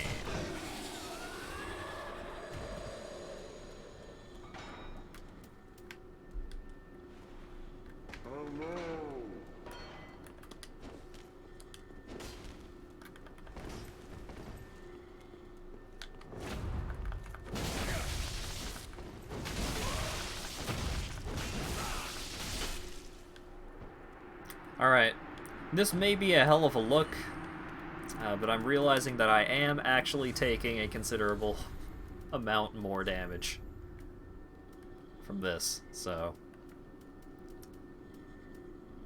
maybe not. Let's see. Strength, stone armor, no.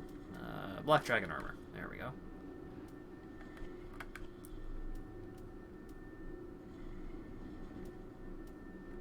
Casting speed.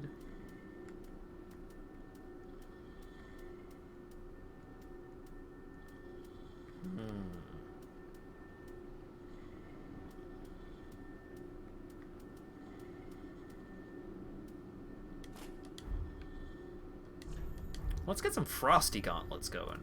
Let's see what that's like.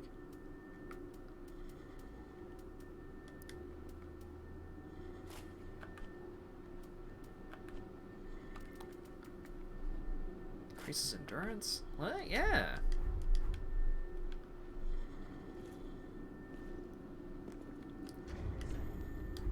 Actually, with this look, I feel like Dragon Torso Stone. Where's the? Do I even have? I don't even have the Dragon Head Stone. Oh no.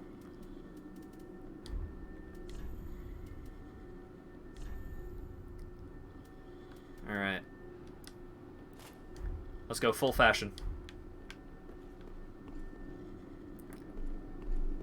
Because of like the shiny blue effect, the dragon helmet just doesn't look right. Oh my Jesus. That's not okay. That's so much damage.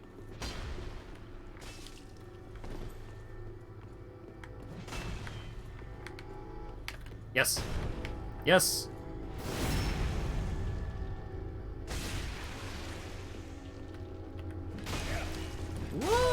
boy! Alright, well, I gotta say, buddy, I'd rather you didn't.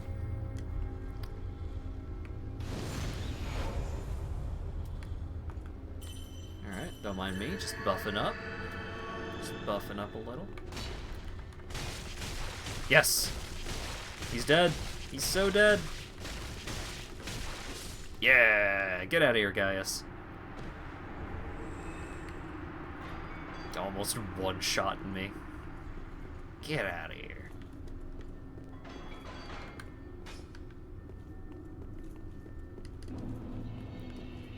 Souls retrieved.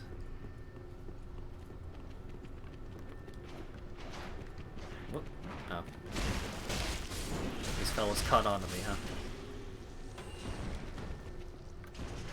This is a cool look, but I'm not feeling it. You know?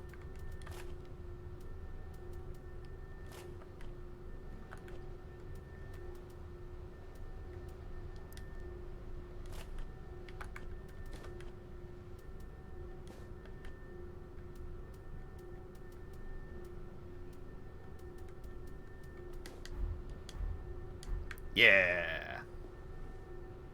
Now that's a look I can get into. I just love that big stupid cape so much.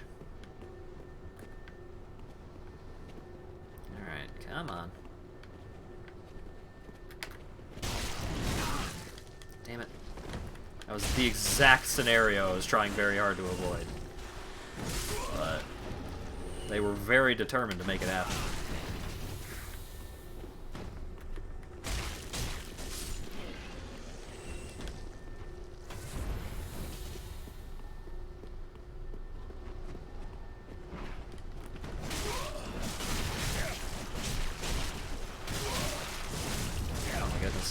I really need to start, like, hitting Perseverance before I start fighting things.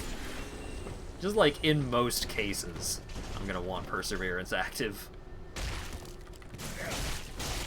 Especially here, where all of the enemies do so much damage. Ooh. Does this lead to the place with the guy with the thing? It might... no, not yet. I think it's a little later. Thunder Stone Plate. Don't mind if I do.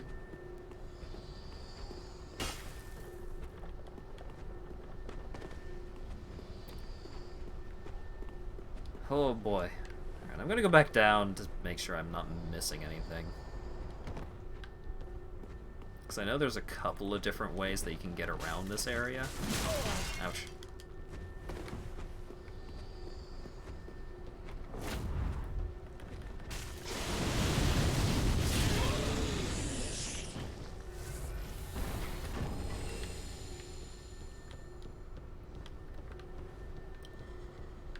Don't take the way that involves dying. I'm gonna do my best. Okay, nothing else in here.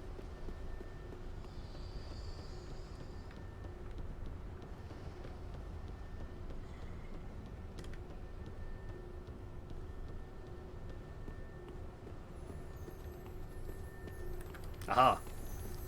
A real Titanite lizard. Instead of the red explodey ones that the game's been throwing at me a whole lot. Whoa! Dragon Cultist Pawn. More like Dragon Cultist dead as hell. What was that weapon? The weapon seemed rad.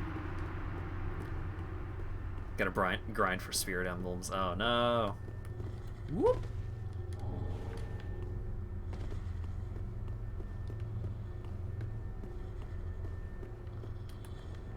Oh, it's you. More roly-poly fellas.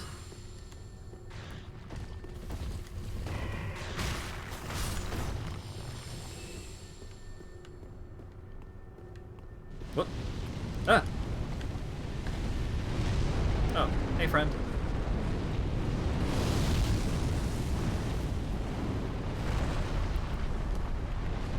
Round 2, huh? Oh boy, I cannot see what's happening.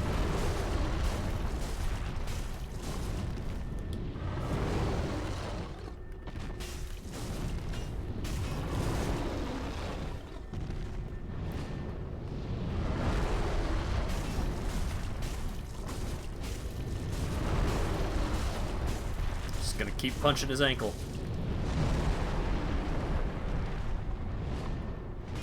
Okay, and now I run! And then I'm back in. Ouch.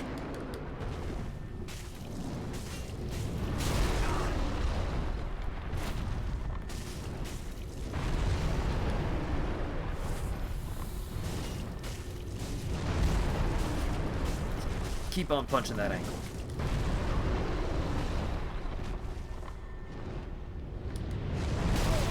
Dang it. Oh boy!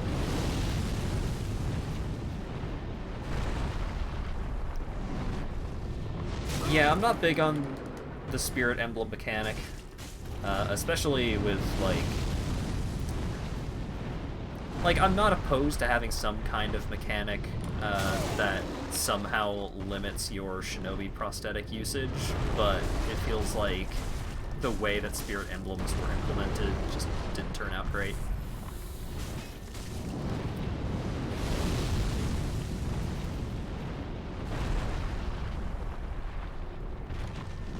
Whoop! I was turning around.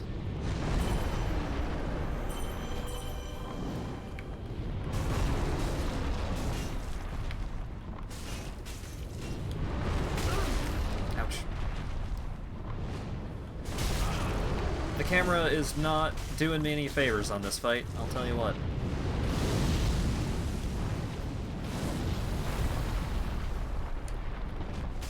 Huh! Unseen aid being a thing is also... Yeah, like, there are just a couple of little, like, minor mechanics that didn't feel like they had a really strong place, but not necessarily, like, in a way that detracted from the game.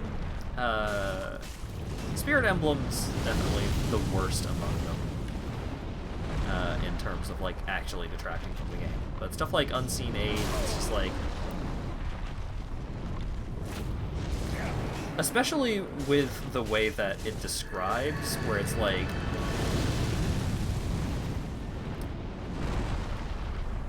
The way that the game describes the unseen mechanic to you sounds like important NPCs are going to die if you die too many times, which isn't really the case. And so it made people not want to use the resurrection mechanic, despite there being no downside to using the resurrection mechanic, because the resurrection mechanic doesn't count as a death. It counts as, like, the only deaths that really count as deaths towards unseen aid penalties is,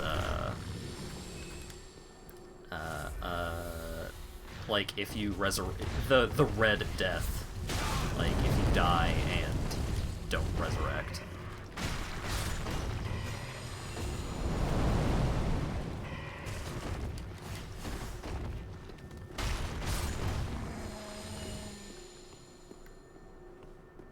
Yeah, it happens even if you resurrect an idol. Like, there is no downside to using the resurrection mechanic. But the game makes it sound like there is. If it was something more like World Tendency... See, World Tendency is a really interesting mechanic, but it was... To my understanding is that it didn't... Like, my understanding was that it didn't really implement very well. I sure as heck didn't notice, like, player tendency or world tendency at all when I was playing through the game myself. Have ways to manipulate it without dying. Yeah? Are those Dodongos? A little bit.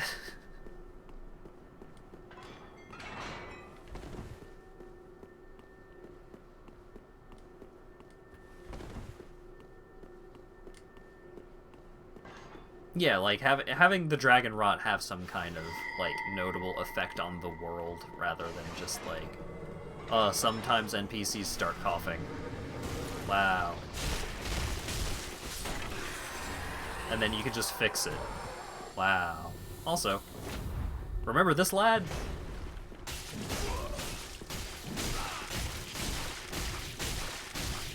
He's fucking dead.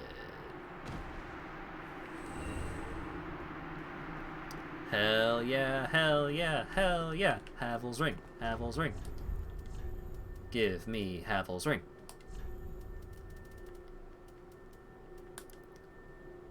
Increases maximum equip load by 20%, baby. This ring was named after Havel the Rock, the battlefield compatriot of Gwyn, the First Lord. The art of war has been consistent since ages past, and those who would follow in Havel's footsteps are no fewer now than in its own day.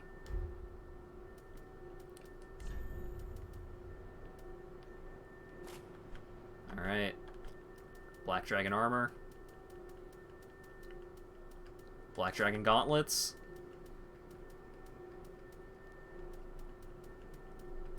Black Dragon leggings, and I'm still below 70%, baby.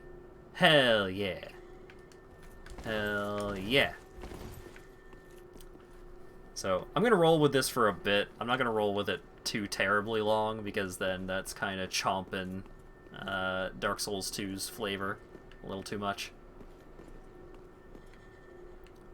I don't remember where this goes. Yeah, let's find out, I guess.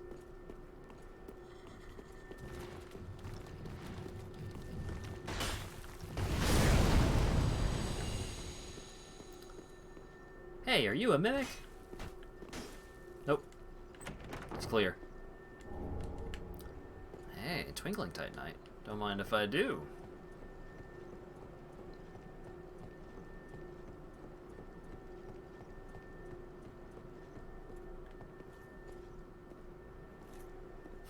You thought I killed Havel?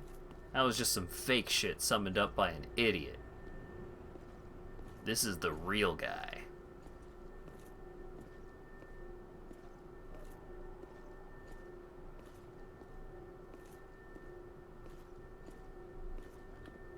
Damn it.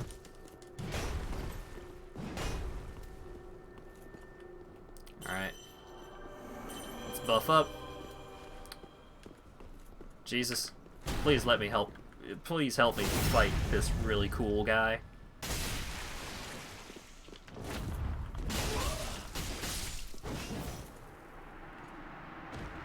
Uh-oh. Well. Rip in peace, Havel. Again. And now I get a set.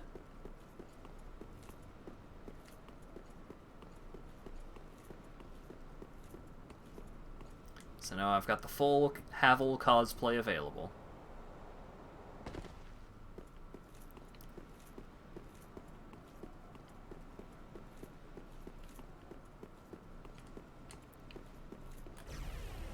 Another dragon cultist, huh? I think I'm just gonna duck around this corner a little bit and then... Yeah!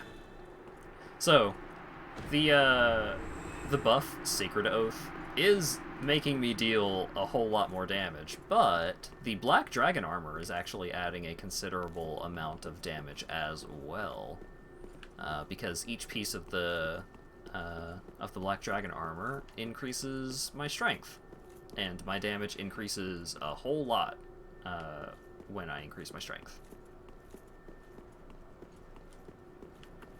Oh hey, a bonfire.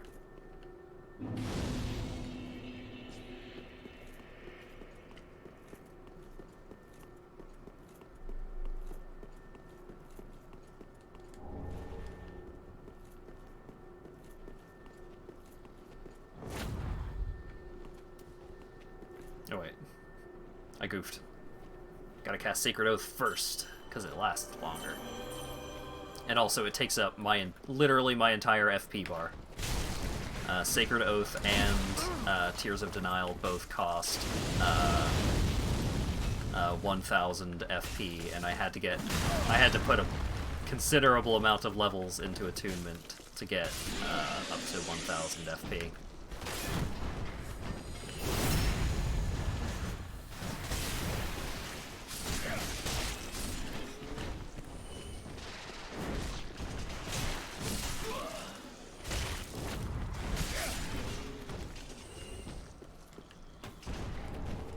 But Cinders mod is really good, so it just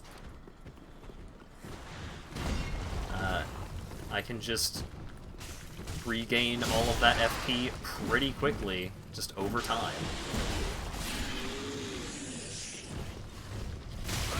I'm definitely looking forward to trying out an actual... Oh boy. Okay. Please, please, please. Okay. I am looking forward to trying out an actual caster build in Cinders. Because just, like, constantly regenerating your FP is so good.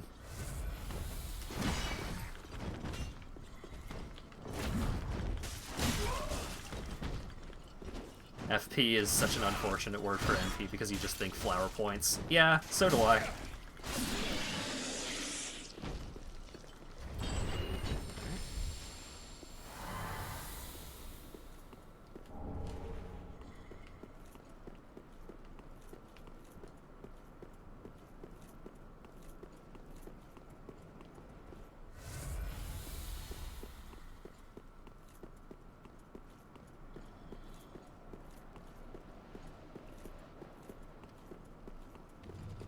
Ah, you.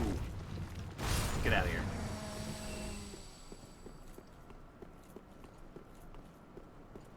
Either flower points or favor and protection.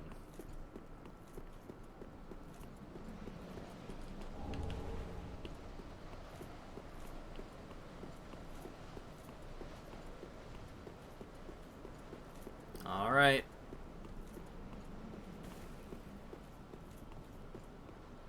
Talk? Hey! Neat. So I guess if HatVod isn't around, here is where I can do my, my Dragon Covenant trades.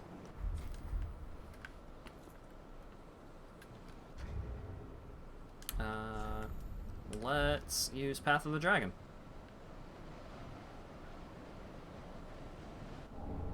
Dragon Scales. Cool. Thanks, Dragon Altar.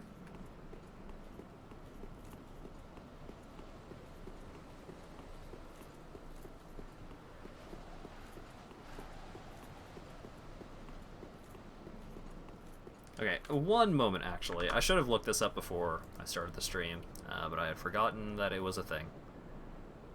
Uh-huh.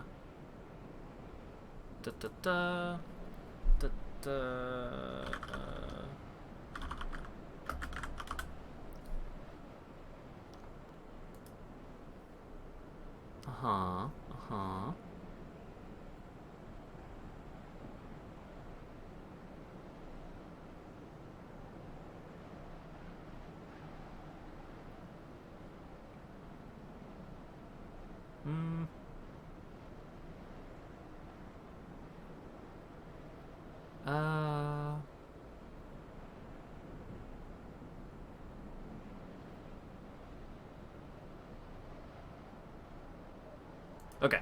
Yep, got it.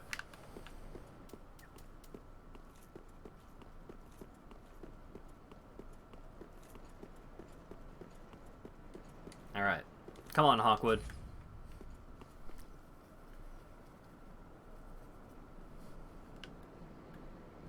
Come on and hang out in the Dragon Place, because I know you like the Dragon Place so much.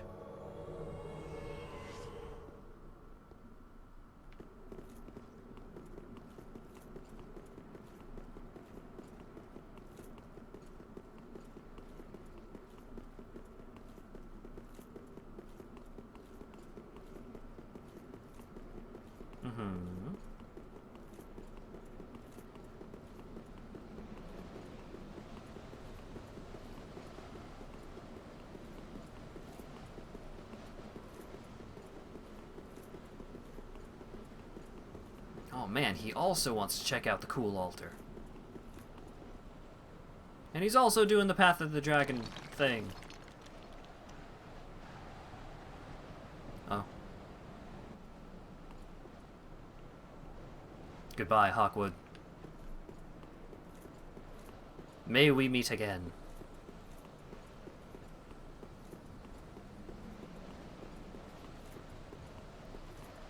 Okay, so I think I'm actually starting to run out of things to do here at ye olde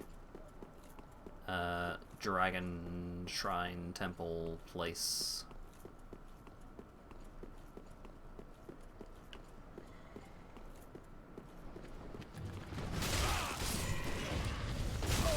Ouch. Ouch.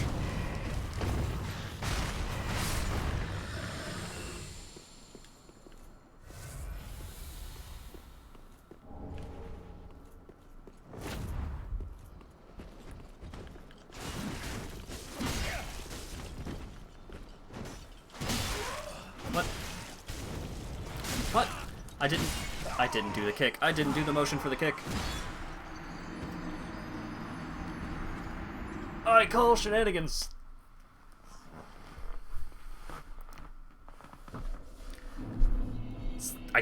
My dude just kept doing kicks. I was trying to punch him. He had one punch left. My opponent, he would have died in one more punch. And I was just like constantly trying to roundhouse kick him in the groin, which does not do much damage.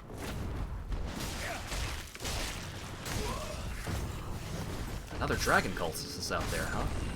Okay.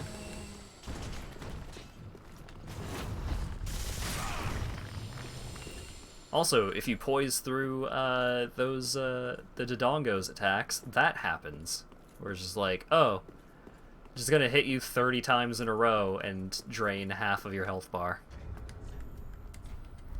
Alright. Ember up.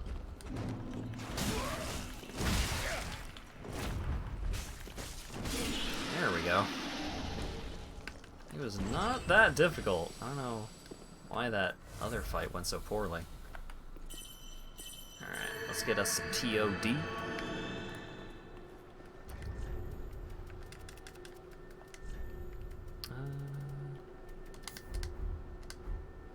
Hey, bitch! Over here!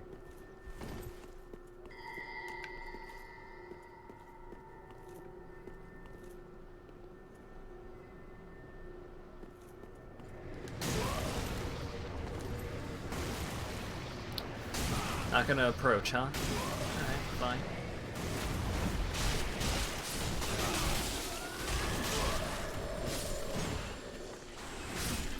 So, earlier on, I had the option of taking this path to get through this zone. But I opted to take the more circuitous route. I found a stick. Cool. I took this more circuitous route because there's a billion fucking enemies in here. Beckon Rocky to the player. Hey!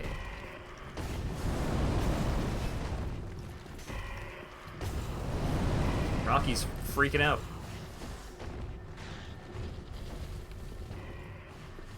Alright. I guess Rocky is my friend now. Because I couldn't hurt him, and he wasn't hurting me. So that means we're friends. Low standards.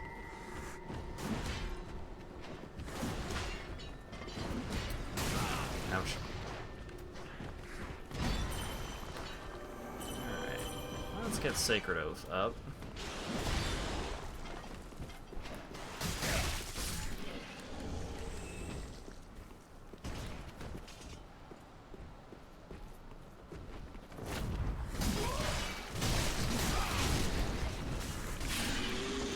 Oh boy, so much damage.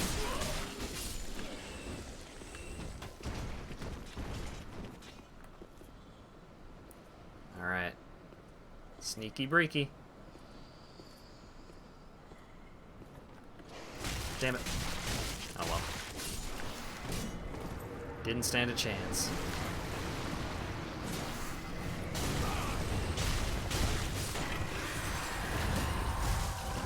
Oh, Jesus. That wasn't Rocky.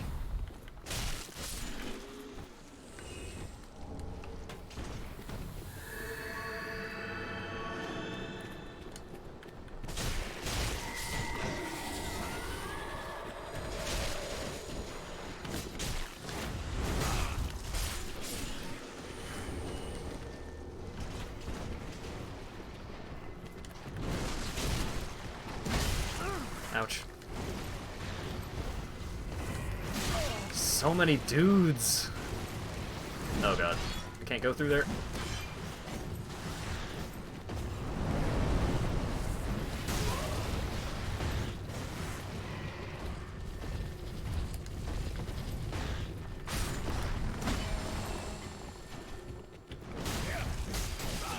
Please. Please let me punch the smaller one. Thank you.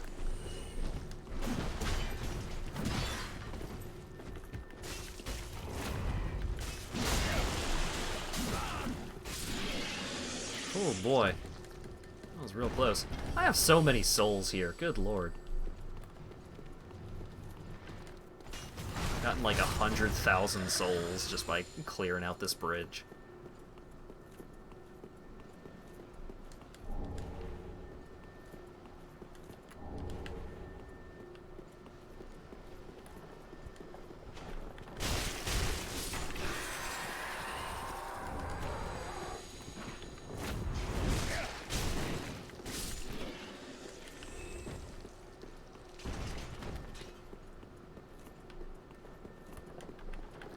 We're almost done.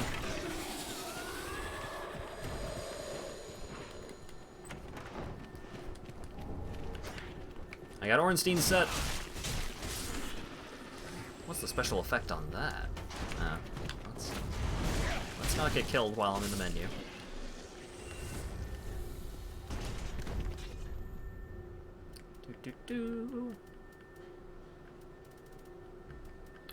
Here it is.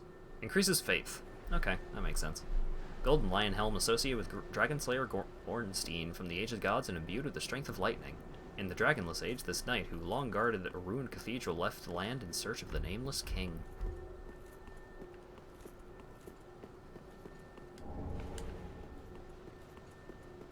I wonder who the Nameless King is. Sure would be easier to figure that out if he were named.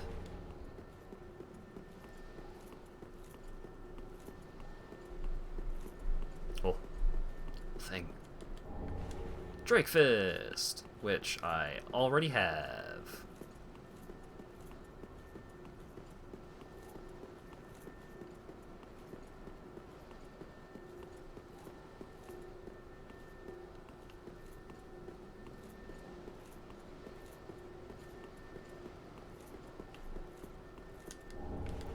Some lightning urns. Anything else? Any other cool things on this bridge? No. It was just a million dudes, so if you wanted to take the more direct route to get through through this zone, well, there you go. That's how you do it.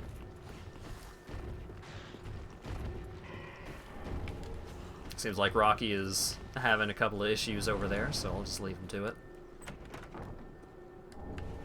Ring of Steel Protection, which I think gives a flat amount of physical defense? Nah, physical absorption. Okay. Actually, let's read the description of that. It seemed like it had something to do with dragons. The Night King was said to be lined with steel on the inside, such that even the talons of the mighty dragons did little harm. Ring of the Night King of ancient legend. Cool. Okay, so I should have enough souls for like 3 levels here, which is pretty spicy.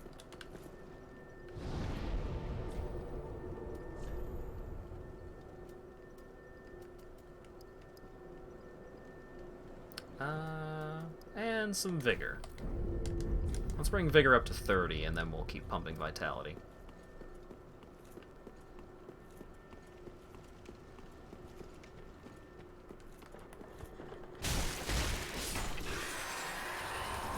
Also, hey, we're back in this room that we fought the Havel summon in earlier. To travel a path of dragon, do not ring the great bell.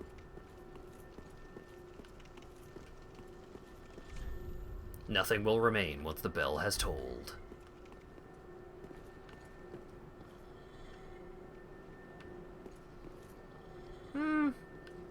I'm sure it'll be fine. Well, Yeah, I'm sure it'll be fine. Ding dong. Time for one of the coolest cutscenes of the game.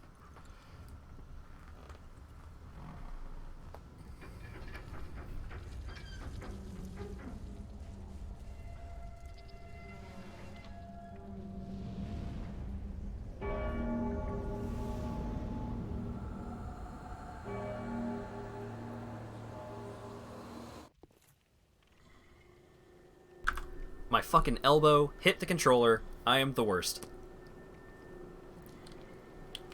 I'm the worst.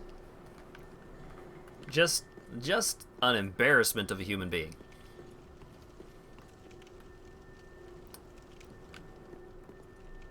Anyways, it's fucking storming now. Shit's gone crazy. God damn it. God damn it.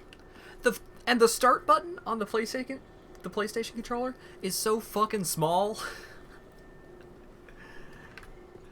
The likelihood of that having happened was so low. So upset. Anyways. Well, that really cool cutscene, the cool cutscene being skipped did not skip the boss, fortunately.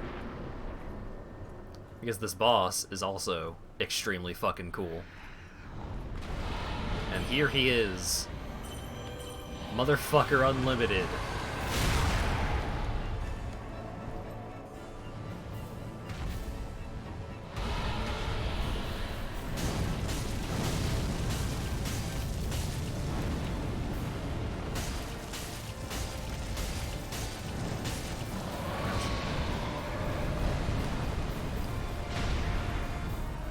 This big, cool dude with crazy hair riding a wyvern.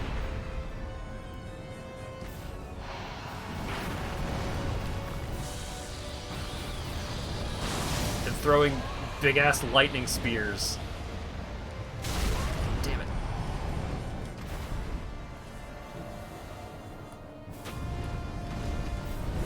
Woo.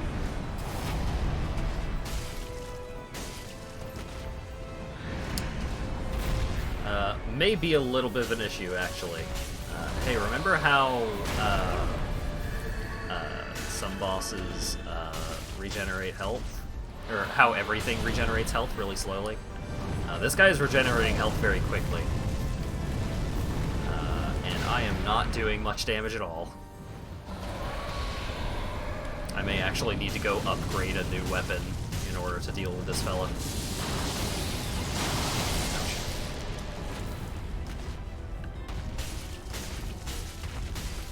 Because I think this guy is just, like, super resistant to, strike damage. Actually, just real quick, don't hit me.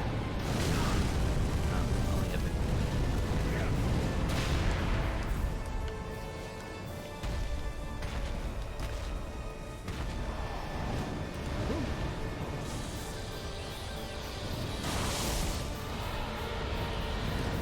Let's just equip a new weapon. Let's see if that helps.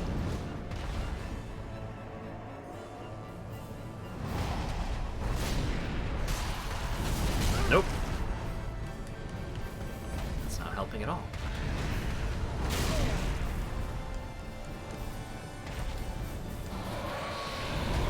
Alright. Plan B. No, not corrupted goo here. I'm out of here.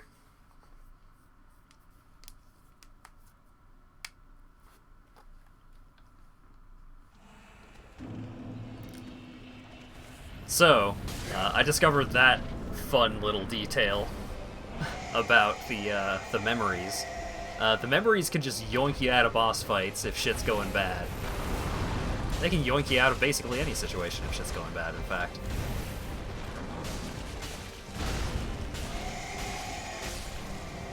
So, just quick Goondir, a quick Vort stop,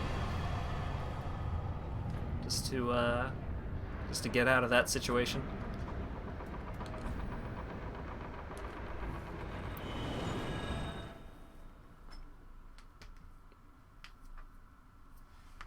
I'm really glad that I had an excuse to do that. So, may need to save Nameless King for later. Considering how extremely little I was doing to him.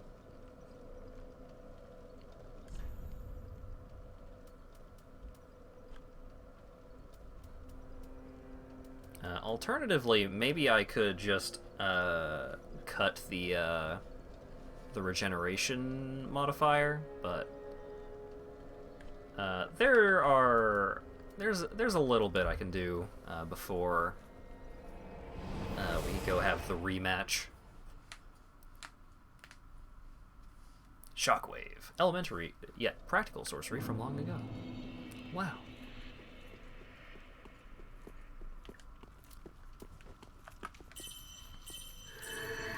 So we're gonna make a quick pit stop into the Undead Legion's hangout. Because there's something fun waiting for us there, maybe. If not, there may be something else that I need to go do first, but c'est la vie.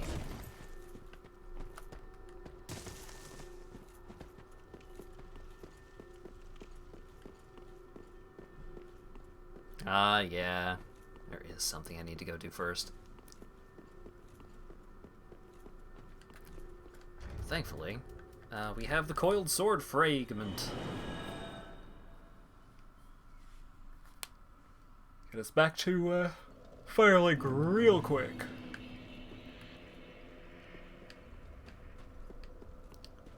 So, Hawkwood is no longer around.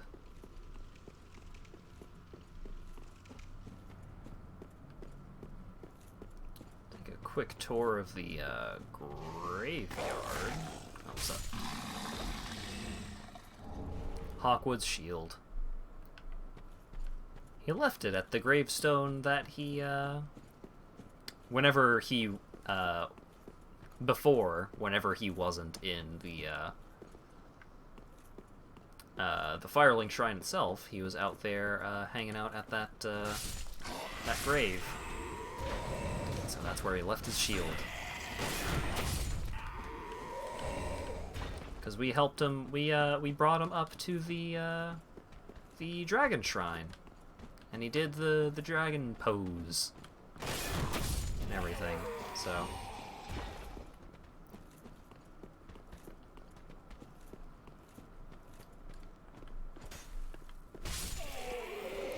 Then over here, we have the Sunset Shield, which is the shield of Grandpa, the Knight Hodrick.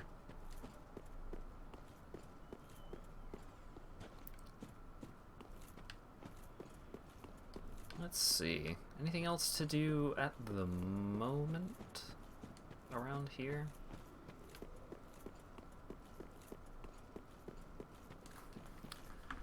Let's do a quick double check.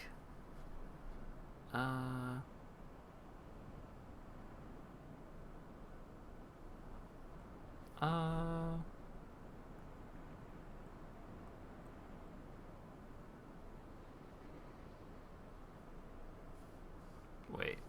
Am I missing something? Am I forgetting something?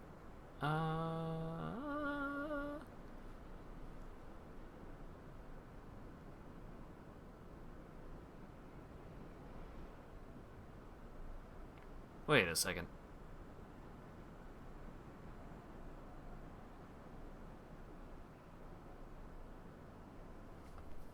Hold up.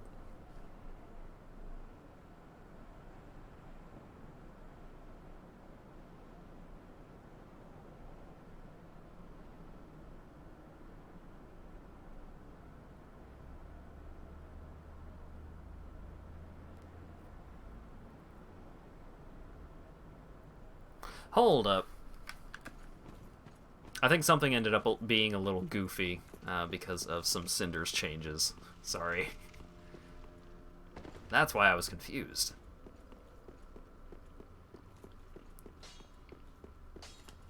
Ah, 'tis good, wasn't he? There are two simple ways Okay. we bring this mission up in battle. Hurrah! Okay, Pretty well, big. I'm glad I got that, I guess, but it's not what I was looking for at the moment. So I'm not gonna go have a rematch with Buddy What's-His-Name quite yet.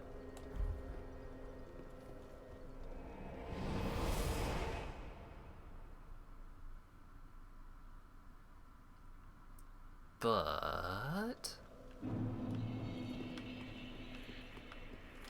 Whoop, where am I going?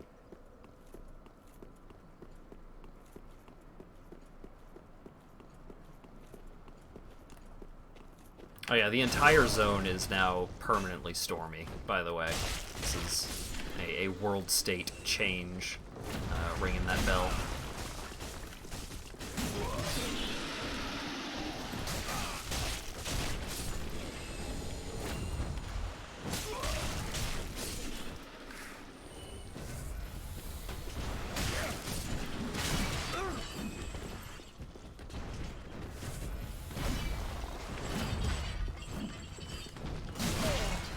What?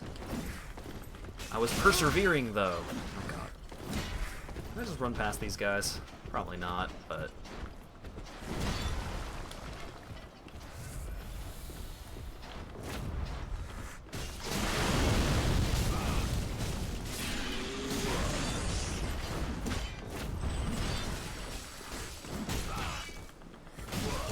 Oh, my goodness. Please, just punch him. Thank God.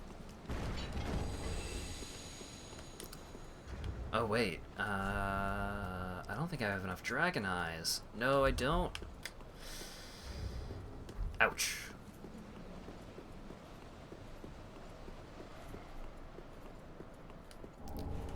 So, I'm gonna need to switch back to the dragon remnants for a bit until I get enough dragon eyes to go purchase a thing.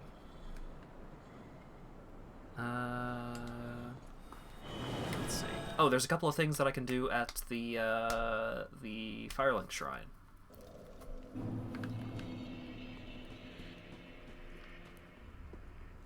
Yeah, a couple more little minor things to tidy up before moving on to the next major zone.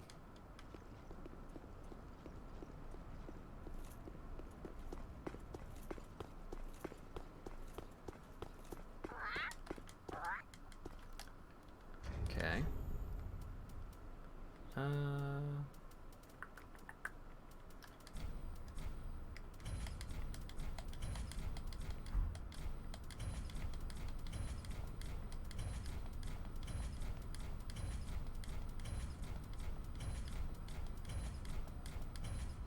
All right.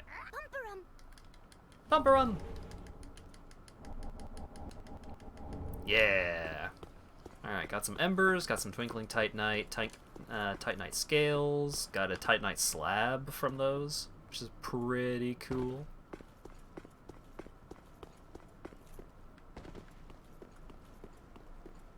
All right. So at the dark version of the Firelink Shrine, we got a key that opens chests. But wait, chests opened? Oh wait, no, the key opened this chest. Right. Okay, so there are certain things that like share states between the two shrines, which is weird. So I think this one, this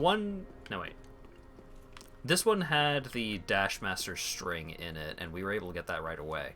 This is the one that had the Estus Flask shard in it, but we were able to open it in the dark version of the shrine because we had gotten the key in the dark version of the shrine. Hey, Patches. Oh, go. Got anything cool? Not really. Oh, yeah. What else? What else is there to do? I mean, there's a lot to do. It's just, what do I want to do right now?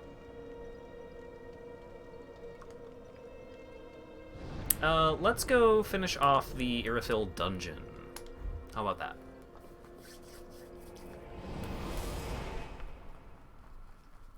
The Bone Rapier.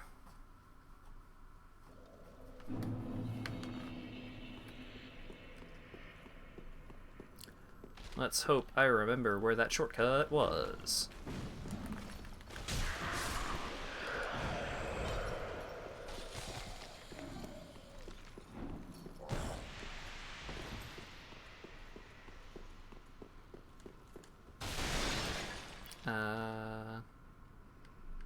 Was this it?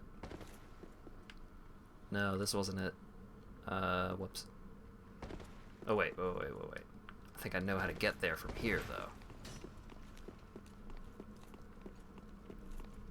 I think it's just like a straight shot across here, maybe? Ouch.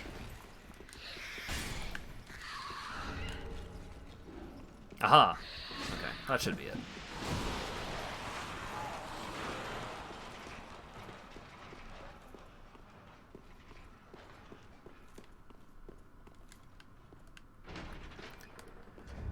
Gotta flip the switch. Let's see.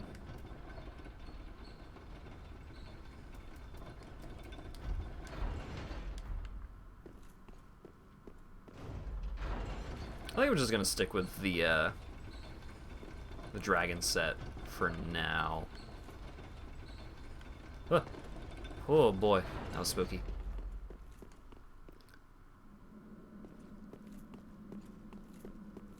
I got through the second phase without taking any damage as well. Yeah, you're getting there then.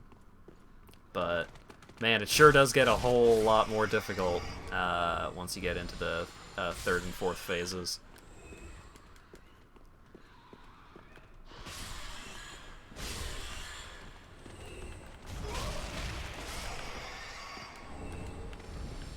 You always know a boss means business when, in a fantasy setting, one of his moves is he just takes out a gun and shoots you.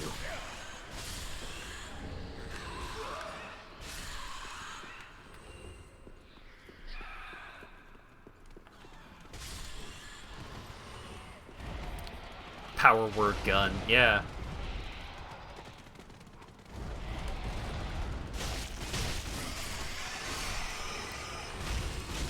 Got so many rats.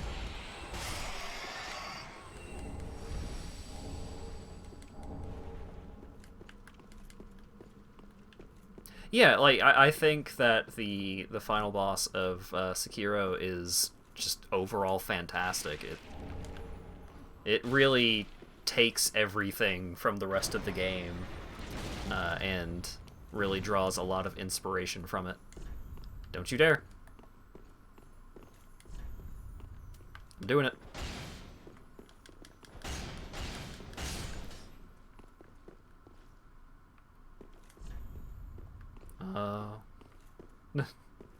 He didn't explode. He was just hanging out. That's why it said don't you dare. Aw, now I feel bad. Sorry, Red Lizard. I misjudged you. You were cool after all. This guy wasn't cool though. Ring of Grace.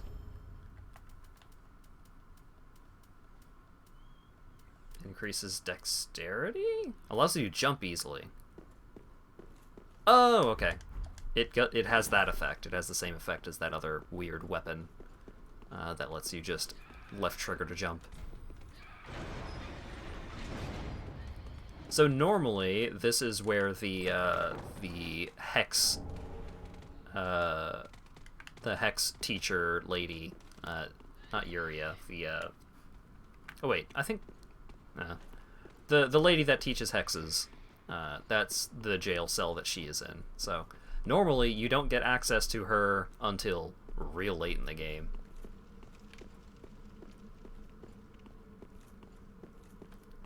The perilous sweep, yeah. Learning when to do the jump for the sweep certainly makes that attack a hell of a lot easier to deal with, especially if you react well enough to get a Mario Stomp off of it. And if you manage to do that, you feel really cool. Alright, looks like we got some samurais over here. Got some cool looking motherfuckers. Ouch. But can they withstand punch? No, not really. Rip in peace. Ornate samurai helm. Gosh, shit. Well, multiple of them may be able to withstand my whole situation a little better. Let's find out. Because I'm getting the oath going. These guys better mean business.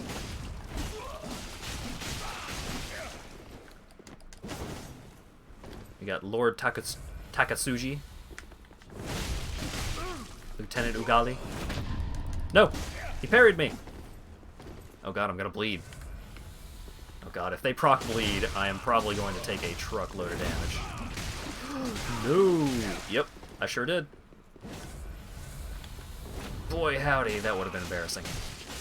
Alright, get out of here, Takatsuji. Ugali, you're next. Imperial Samurai Helm.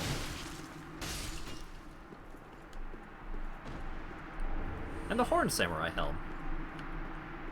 Neat. Increases dexterity, increases strength, reduces weapon stamina consumption. Nice. All three of those are very good helmets. The Horned Samurai Helm actually gives me more strength than the dragon armor. Do I have the Samurai set? The Eastern set? I don't think I do. I should go get the Eastern set from Grandma. Lady What's-Her-Face back at the shrine. I can get my Punch Samurai going. Gargoyle Skull.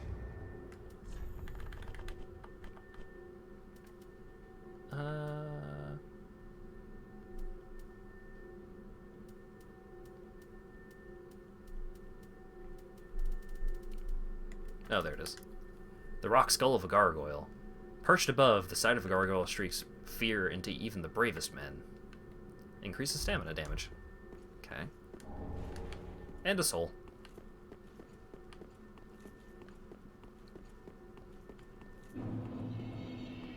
Welcome to the profaned capital.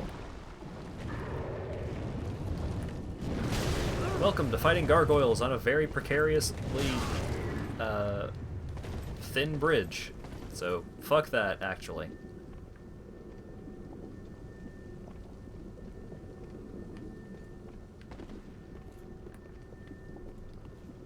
Oh wait, can I hop back up? No, it's probably not worth it. Oh wait. Oh, I know how I can fight that guy. Alright, let's light the bonfire.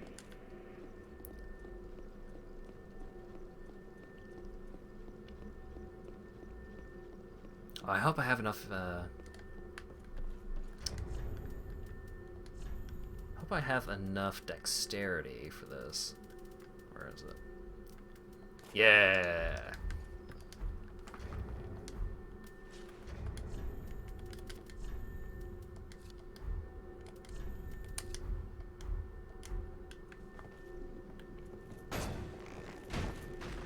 Yeah!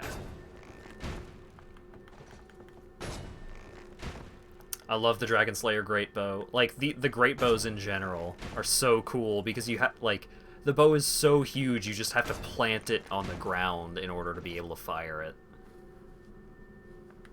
That's great.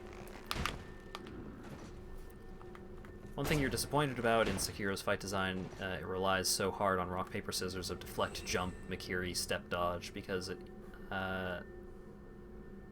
eats at using dodge as a defensive tool because hitboxes are so big. Yeah.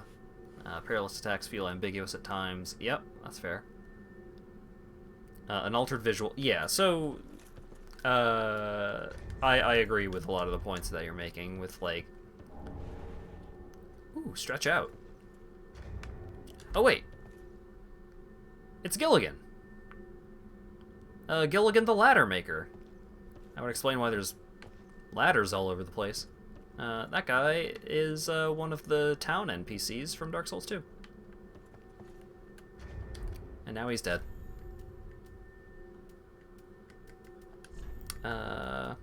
So, Stretch Out. Stretch Out is a really, really good gesture. Oh, whoops. Doing a little bit of clipping here. Stretch Out is a really good gesture because it actually makes your hitbox smaller. Like, if an enemy were to do, like, a wide, just, like, chest-height sweep attack at me right now, they would not hit. Everyone gets a cameo in Dark Souls 3. They sure do. But yeah, just making... There were certain things... Not a lot of things felt like they needed to be, like, different outright, but just... a couple of places where it's like, okay, some better feedback would be really appreciated, and stuff like that. Relatively minor stuff. Improved clarity, yeah. Also, that seems like it'd be great in PvP. Yeah, there is actually, or at least there was, it may have been patched, I don't know. What is this? Cyan Night Set. Ooh. Yeah, there were a couple of places in Dark 3 where you can, like, jump into this tiny little corner and be out of reach of most enemy player attacks, and stuff like that. Just, like, weird little exploits. Like, nothing game-breaking, but, like, in the Karthus Catacombs, after the breakable bridge, there's a spot where you can kind of just, like, jump into the rocks off to the sides, leading in the little cave leading up to Wolnir's boss room, where you could hide. And I don't think you could even get out of it, but it was annoying for invaders. Bewitched Night Iwai. More like Bewitched Night. Hang on. Bewitched Night, you die! Got him. A lawn set? Hey! I'll be damned. A lot of cool armor in this area. Oh, I can smell Lawyer Dog making spaghetti downstairs, and I'm very hungry right now. I don't actually want the spaghetti, because I don't really like spaghetti, but it is making me very hungry. How long have I been streaming? About 3 hours? You know what? I should probably go grab a quick something to eat anyways. So let's put this level in so I don't forget. We end our friendship here. Oh no! Yeah, I'm sorry. I used to like spaghetti. I think part of the reason why I don't like spaghetti anymore is spaghetti was one of the cheapest meals for my family to make. So when we were super broke, which was a lot of the time, my family has not done super great with financial luck. We would have spaghetti like 4 or 5 times a week, and I would get fucking sick of it.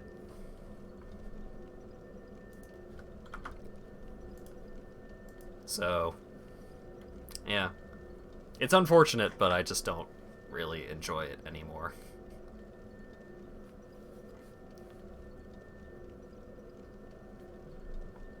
Having taste is a terrible curse. Truly. Okay. I am going to set some tunes going, and then I'm going to go get something to eat. So I will be back in a bit. Where's Dwayne? There we go. Alright. Don't go away. I'll be back soon.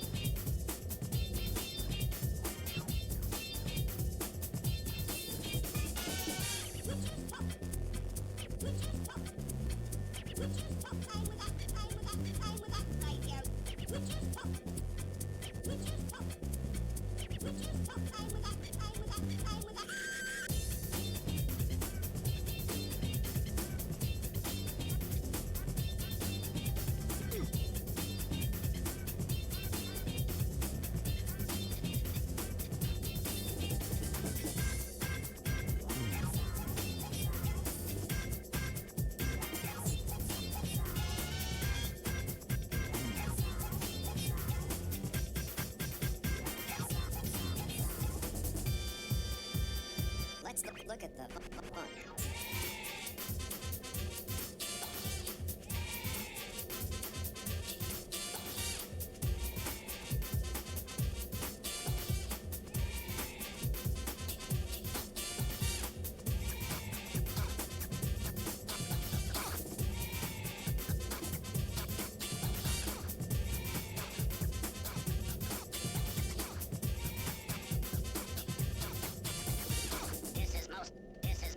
This is most disturbing. I'm trying to get to sleep. I'm trying to get to sleep. Would you stop playing with that radio of yours? I'm trying to get to sleep. Sleep, sleep, sleep.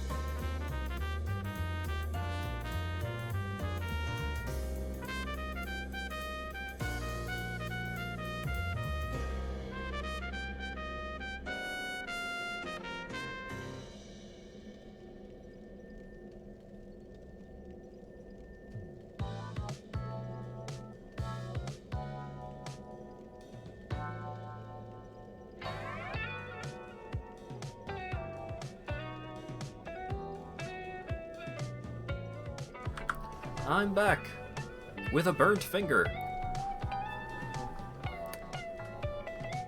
Really frustrating. Having water poured over it certainly makes it feel a lot better, but yeah. So, gosh dang it, I was helping Lawyer Dog with breadstick preparation, because he's usually, when he does spaghetti, he makes breadsticks, which is good for me because that gives me a little something to have at around dinner time. Still gonna have something else later. I'm not gonna have breadsticks be my day's meal, but I was checking to make sure that they were cooked through, and the breadsticks were not cooked through. But the pan, somehow, just from the minor little fact of it being in a oven that was heated to 425 degrees Fahrenheit for several minutes, the pan was pretty hot, and I accidentally nudged my thumb. Thankfully, it's not on like the flesh of my thumb. It's like right above my right above the thumbnail, like between the thumbnail and the knuckle there. That's where I burnt it. So that skin is pretty sensitive, so it's going to irritate me, but like moving it around and doing stuff with it shouldn't be too bad, hopefully.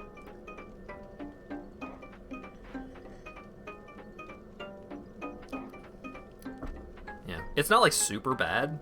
It's just going to be annoying for the next couple of hours, probably.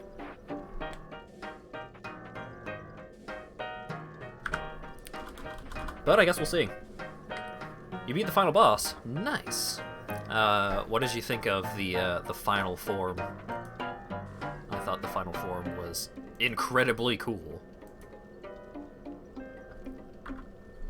I was lucky enough to get the final hit to bring him into Deathblow state by reflecting some of the lightning back at him, and it felt so fucking cool.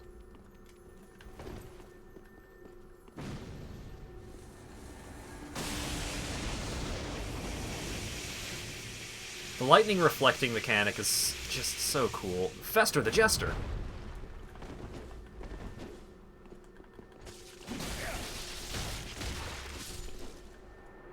Rip in peace. Hey, it's the Jester's set. And the Jester's Talisman, which probably scales off of luck. Which is neat. Kill Jester. Yeah, I enjoyed that boss quite a bit. Had a really good level of challenge. Like, it was fucking hard. I'm not gonna bullshit anyone on that. The last boss of Sekiro is very hard. But it felt hard in a very genuine way, which I really liked. Just like, it was very genuinely challenging. There was not a lot of bullshit. No! Alright, well.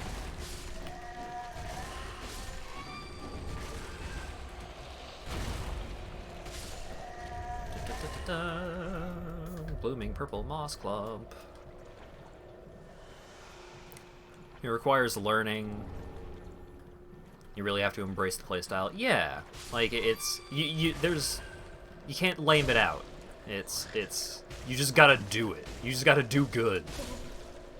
Which, as I'd mentioned last time we talked about this, is one of the best things about Sekiro having relatively limited like build choices, like limiting the player's options, because if you know the majority of what the player is going to be able to do, you can design the challenges and the requirements of the fight around that.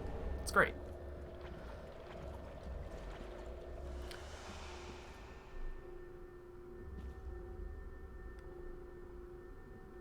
I never said what the two coolest bosses. So the two coolest bosses are the final boss, and the dragon.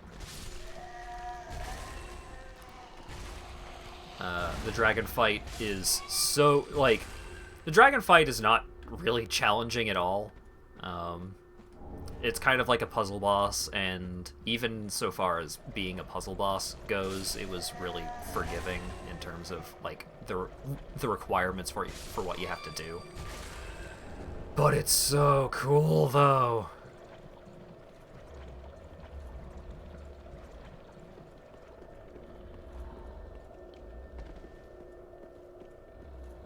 Owl and Ishian? Yeah. Oh, you didn't get to do the estate version of the owl fight. I would actually say that might be worth going through a bit of New Game Plus to get to. The estate version of the owl fight is really good. Also, I hate these enemies. Weird fucking hand things. Owl is a mirror fight? Yeah.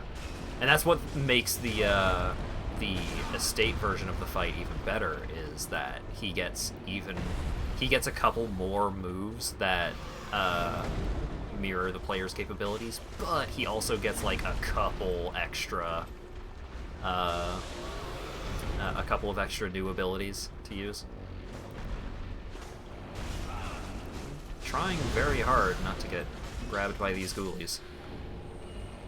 Not hard enough, but more than not at all.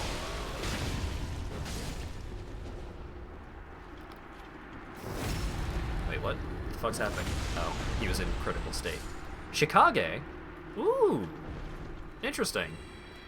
The Chikage is the melee weapon in Bloodborne that you use for blood tinge builds. An intricate weapon wielded by royal guards of the Vile Bloods. The blade of Chikage is imbued with blood, and it strikes singed scarlet hues. Absorbs HP on death, recovering 3% HP upon the death of a foe. Damn. But yeah, blood tinge builds in Bloodborne are based around using the ranged weapons, like the guns, to deal most of your damage. And Chikage is pretty much the weapon to use, the melee weapon of choice to use for a build like that. So when am I fighting Ishin on this playthrough? Man, if only. They look like Mantis's hands. They sure do. What does the hand do? Boost soul absorption. Sure.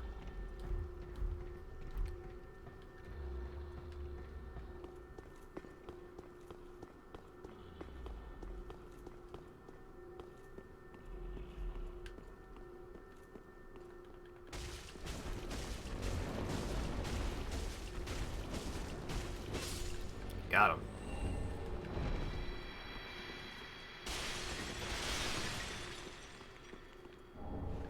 Court Sorcerer set.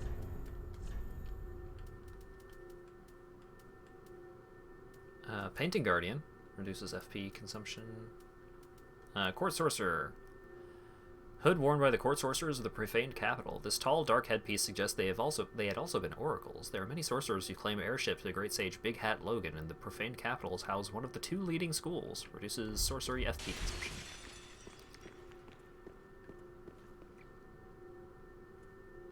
We'll let the game sit for a while and then write a bunch of thoughts. That makes sense.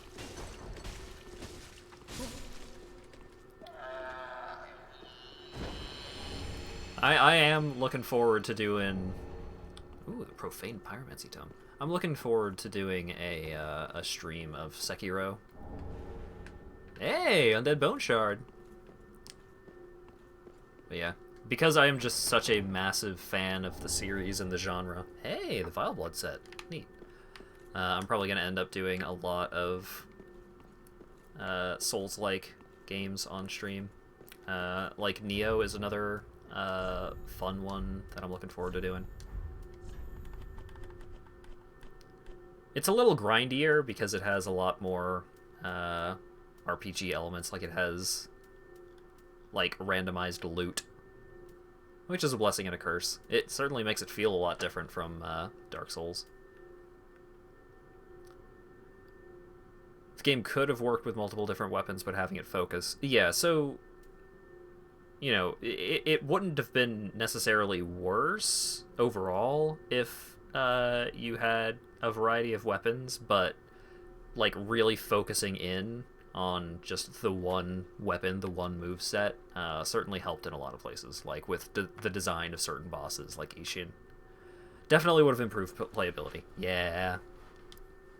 Grotto Hat. Hat of a sorcerer who distanced himself from the world. Looks terribly worn out, but the fabric surface is reinforced with magic. Boldly colored Jester's cap. It's nice, a nice bit of fun to try on. Jesters are more than festival fixtures. Some have a second face hidden from public view.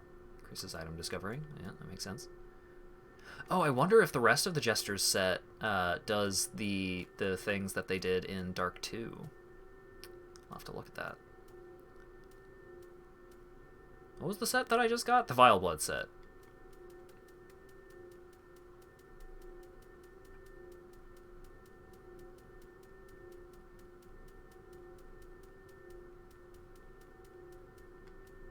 Is it not called the Vile Blood Helm? Hang on.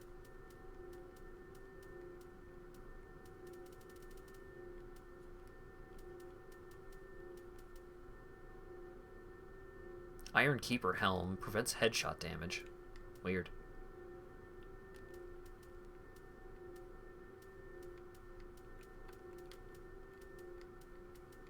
Did I just miss it? Alva... Herald, Dark, Fire Witch.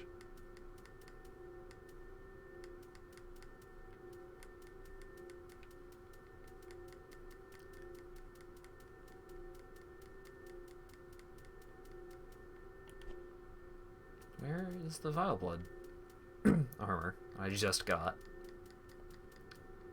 Oh right, the Cyan set. Replica of the armor of the loyal knight Cyan. Sir Cyan was widely known as the kingdom's most loyal knight. When the giants invaded, he volunteered to lead the advance party, but was slaughtered most dishonorably. Oh no.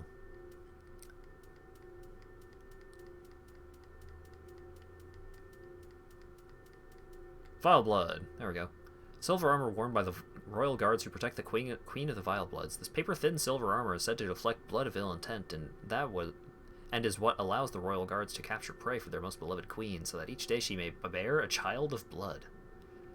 Imbues weapon absorbing 60 HP on kill. That's pretty cool.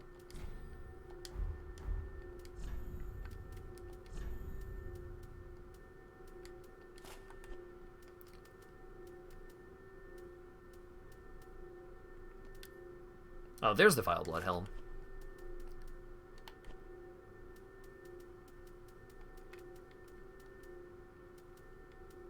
I don't know why I had so much trouble just finding it. Vile Blood Gauntlets. Vile Blood Leggings.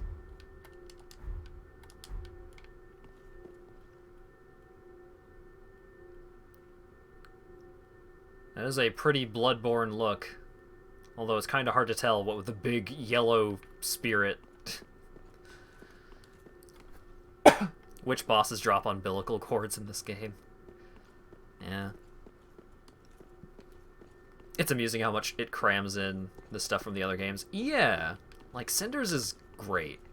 Because Cinders is, in addition to having a lot of, like, really good balance changes and just gameplay changes and stuff like that, just, you know, making a wider variety of builds more viable and stuff like that. It's also just, like, it's a lot of fan service in a fun way. Ring of Wisdom. Max FP reduces spell FP consumption and grants an attunement slot. Okay, so it's the Ring of Favor and Protection, but for casters. Cool. Sekiro added to Cinders when... I wouldn't be surprised if there were, like, some reference somewhere that I've just missed.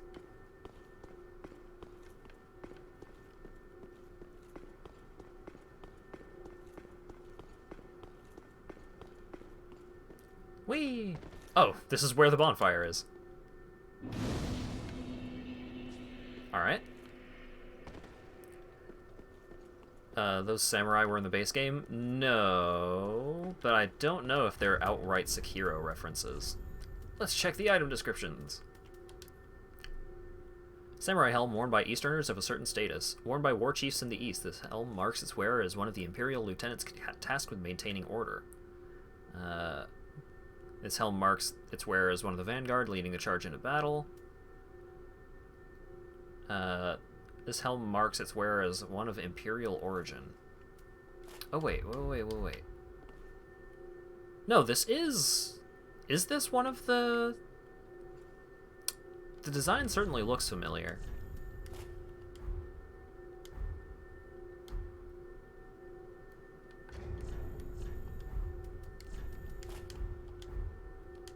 This does look like Ishin's helm.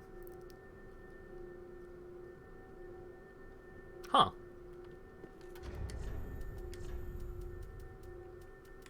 See, just like I said, I probably just missed it.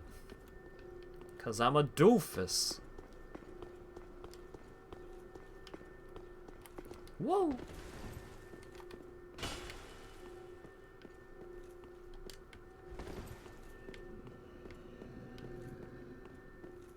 Oh. Hey, buddy. Used old cell key. Storm Ruler. Covetous serpent, cold serpent ring.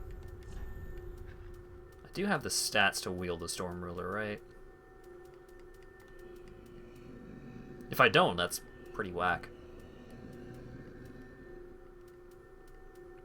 They did make the Storm Ruler not necessary for this upcoming boss fight, if you're familiar with what this boss fight is. Great Sword with the Broken Blade, also known as the Giant Slayer for the residual strength of the storm that brings giants to their knees. Yorm the Giant once wielded 2 of these, but gave one to the humans who doubted him, and left the other to a dear friend before facing his fate as the Lord of Cinder. Ah, you are a saint. Once again, you are my valiant savior. I, Siegfried of Katarina, express my deepest gratitude. Take this, a token of my thanks. Go on. It's all yours. Hey! A slab! Ah, no, please. Go on ahead. I've my own road to take, and a duty to fulfill. Very soon. Ah, no. Alright, Sigurd. You do your thing.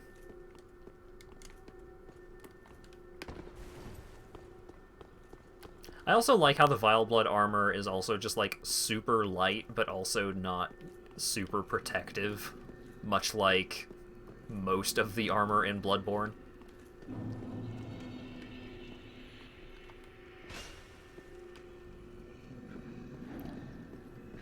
Dark Souls 3 was also pretty infamous for being a fashion Souls game because of the relatively little impact your armor tended to have. Oh, well, there's the old cell key, so. But yeah. Oh, God. But Bloodborne really... Oh, God. No! No! I've been cursed. I'm slow.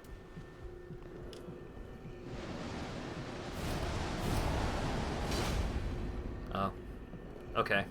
Also, check out that max health, baby.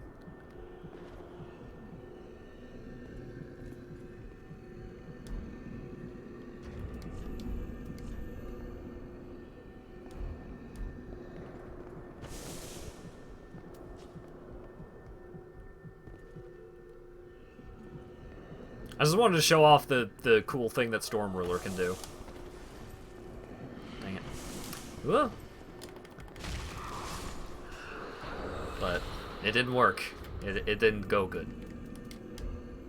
Oh wait, no, I do want to keep Storm Ruler equipped for right now.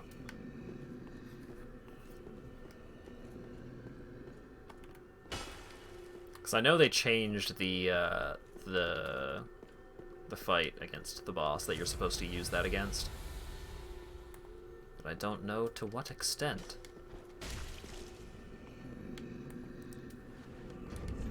Oh, did I unequip the, I really need to clean up my inventory. Holy cow. Alright, time to go rat hunting.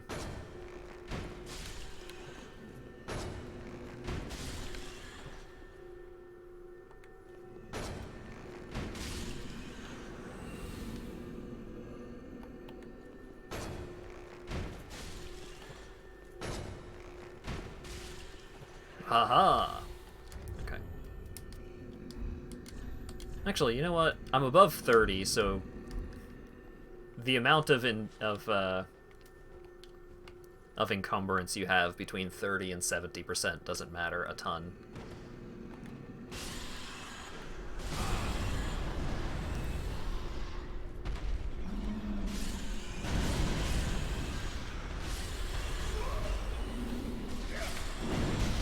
Ouch.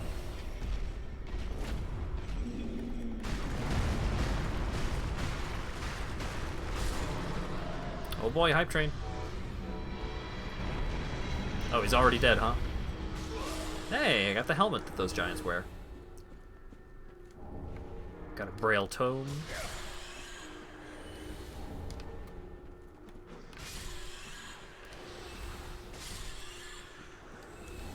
Got a fire seed.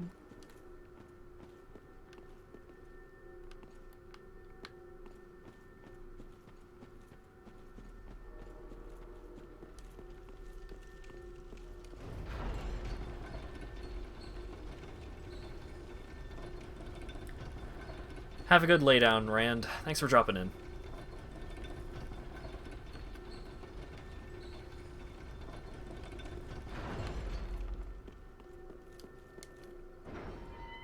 Oh, hey. It's the bonfire. The bonfire from the very start of the dungeon. Oh, wait, shit. Oh, it didn't seem like there was anything on that platform anyways.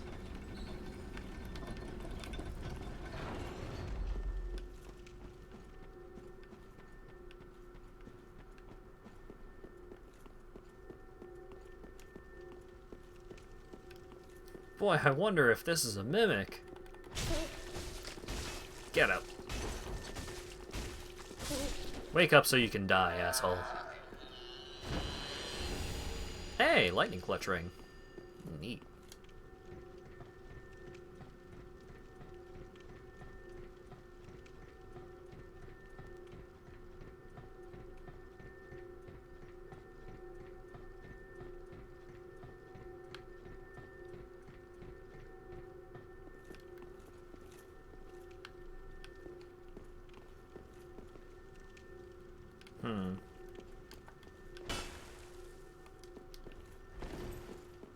Okay. Ah, it's back here. Okay. Hup. Yeah.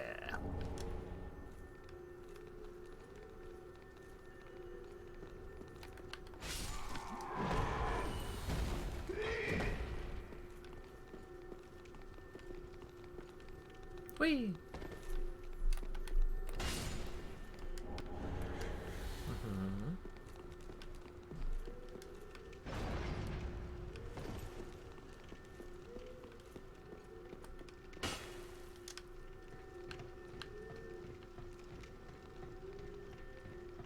I think I'm running out of stuff to do that isn't just go fight the boss.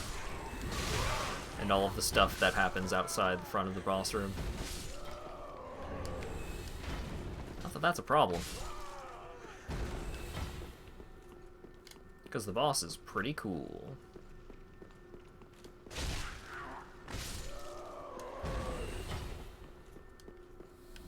Whee!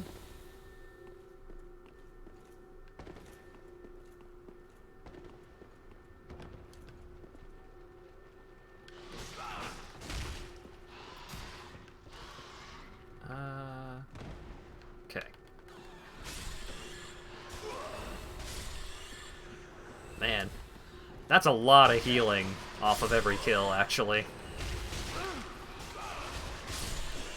Oh, that's toxic, though. Okay, I'm out of here. Damn it. I said I'm out of here.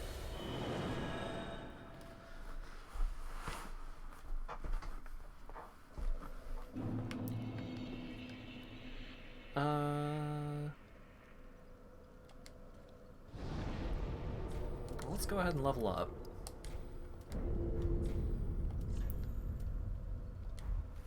I think the Profaned Capital is the bonfire I need to go to.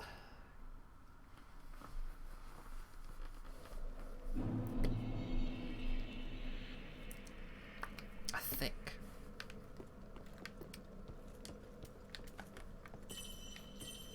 Jingle jangle. Oh, wait. Since I'm about to go fight a boss, I should probably use this, Bone Dust.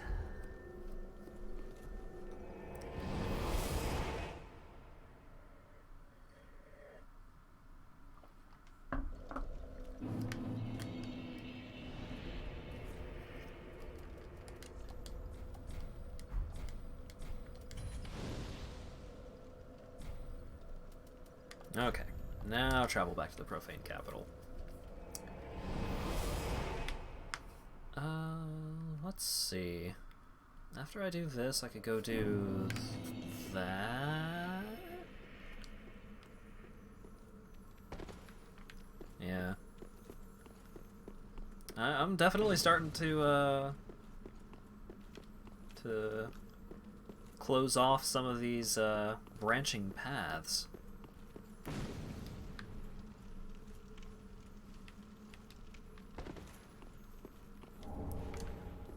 Not a fan of these exploding crystal lizards, gotta say.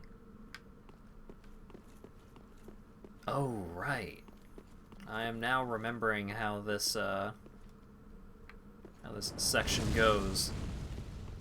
So that big-ass basin of fire over there, constantly throwing massive fireballs at me. Pretty sure, if I recall correctly, those fireballs hurt a lot. Oh god, no, please.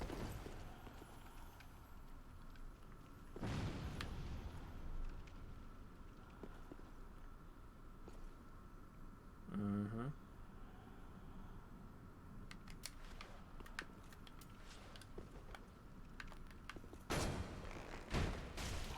Haha.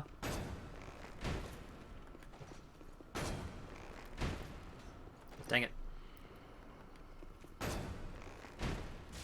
Yeah.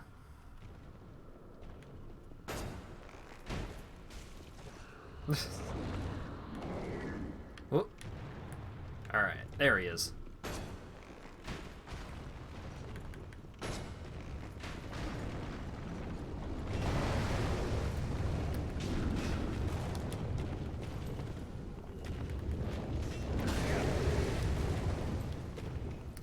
Trying to bait out the gargoyle. 'Cause I knew he was here. I knew he was ready.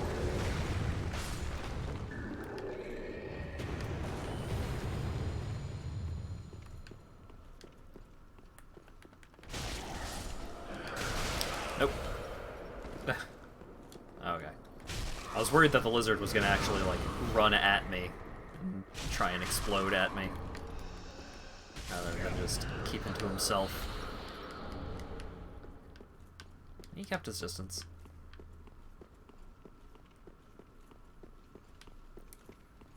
Oh my god. Enough of you guys. Huh.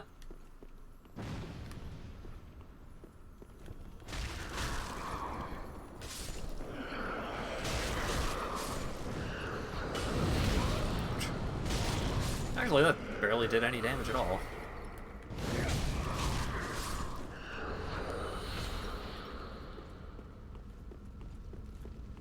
Okay, so now, big question here. I think the cauldron stops throwing fireballs once you kill the dudes around it. But if it doesn't, then I might be in for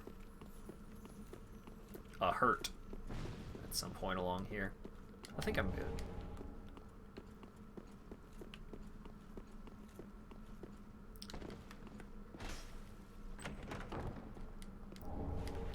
Divine Blessing. That was really good. And the Bromd. Not brand, the Bromd. Dreadfully enormous coarse iron hammer, considered one of Vinland's treasures. Its distortion is the mark of the old giant killer. Difficult to use even with both hands if the wielder has normal human strength. And it restores 2 HP every second. Stick the weapon in the earth and emit a powerful shockwave. If you want to use its weapon art.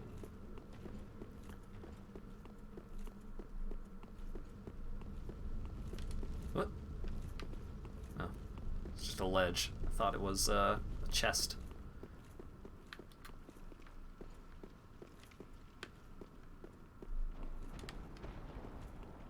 Oh, another one of you, huh? Alright, sure. Oh, I should get Tears of Denial back up. Completely forgot to recast it. Because buffs like that go away when you do any kind of fast travel.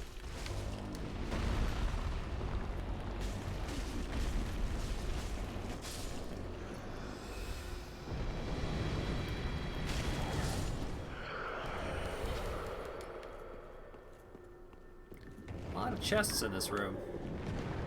Oh, hello.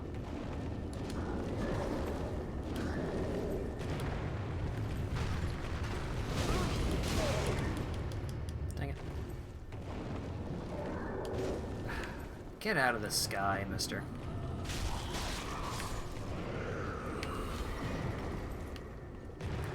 Whoop.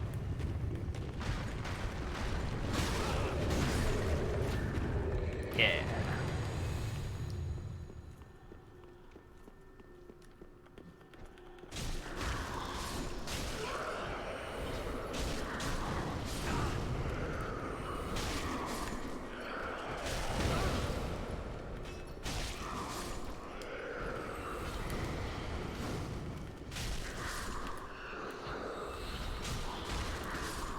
Okay, now to figure out which of these chests are mimics.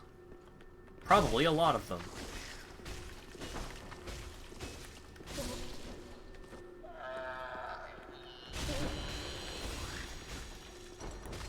Oh, I should have fully recovered my stamina before doing this. That's fine.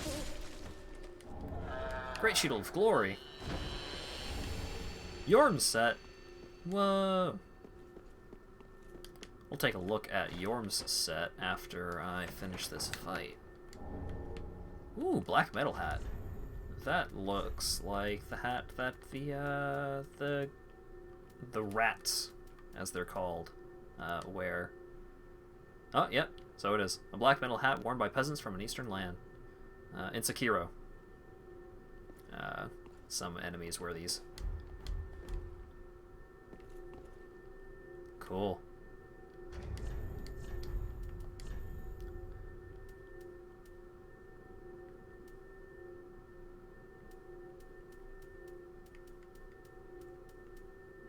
Alright, let's stick with the Vile Blood helm for right now. We'll stick with the full Vile Blood ensemble.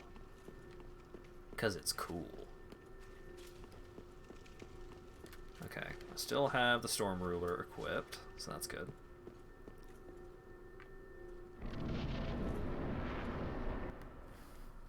Oh boy.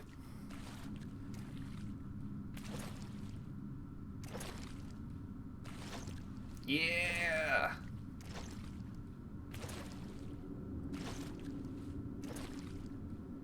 Yorm, old friend.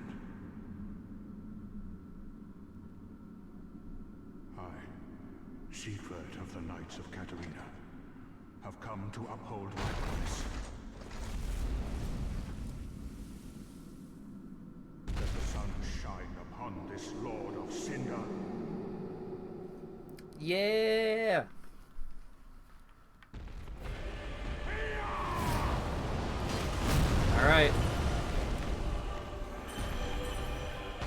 Me and Sigurd.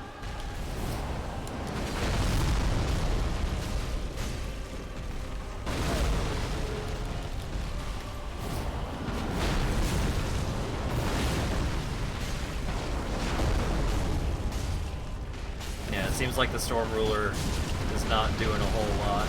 So normally this is not entirely a gimmick fight, but well, it's moderately a gimmick fight.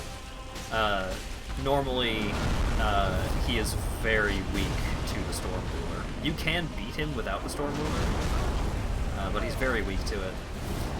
And normally you don't get the Storm Ruler in Sigurd's Cell. You get the Storm Ruler from Yorm's Throne.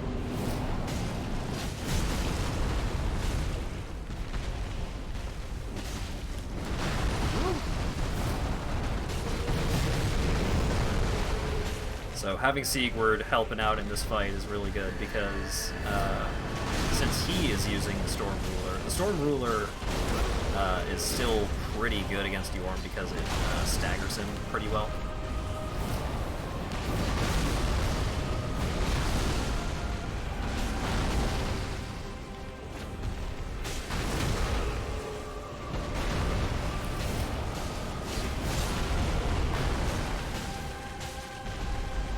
Punch his ankles to death,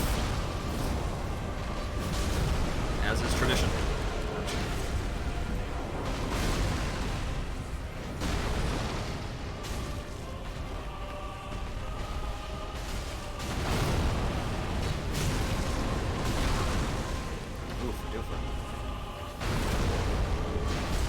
Oh, I think my Sacred Oath ran out. I'm taking a lot more damage here. But there's too much stuff happening to take the time off to recast it, I think. So I just need to be a little more cognizant of my health and how much damage he's dealing to it. Don't you hurt Sigurd? Don't you fucking dare. No!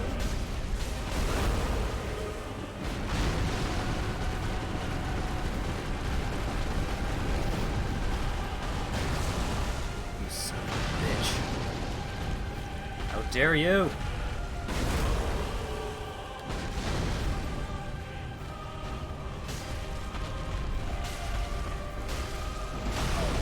Must get revenge. No.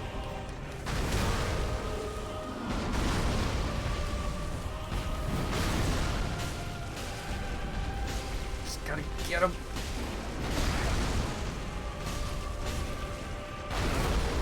No! Oh my god. I have one hit left. No! Failed.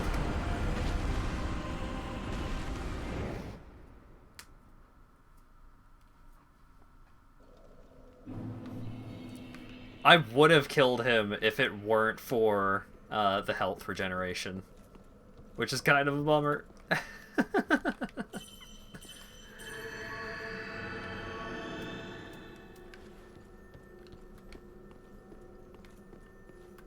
Alright, well. Time to give it another go.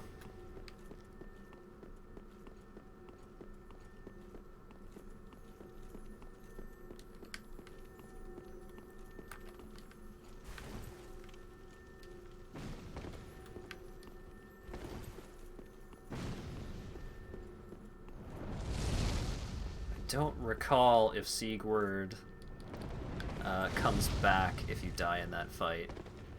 Which is kind of why I was not playing it as safely as I should have. I was just like, I'm just gonna go full aggro. If I die, that's okay. Because I do want to know if I'm gonna have a shot at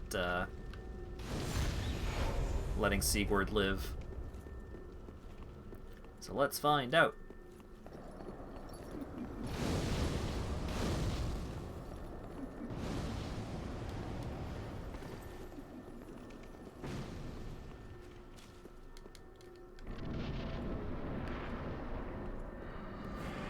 Nope. Oh.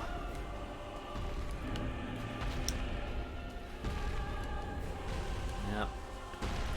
Damn you, Yorm. This is really a revenge story.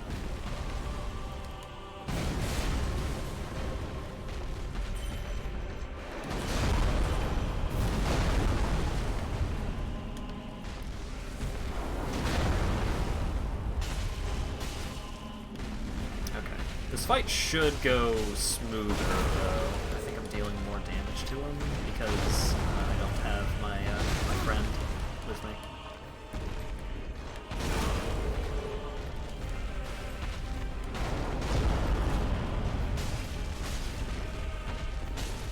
No, it's looking about the same actually.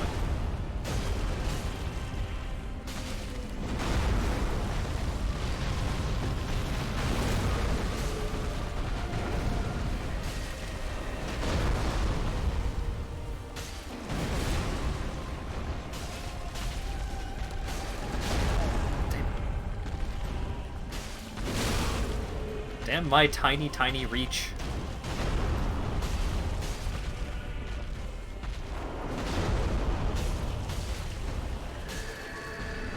It's so hard to just hit him. His ankles are moving around so dang much. Alright, you know what?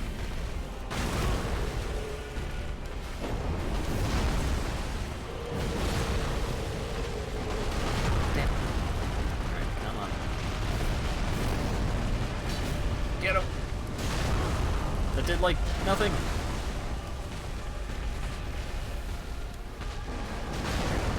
I can barely see what's going on because of all of the explosions and shit that he's doing. Okay. Yeah, fighting him the originally intended way is not getting a whole lot done here. Goodness gracious.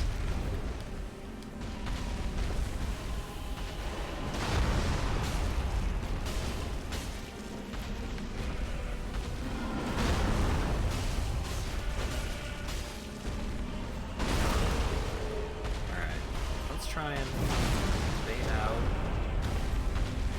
Okay, do slam. Should give me time to cast Sacred Oath.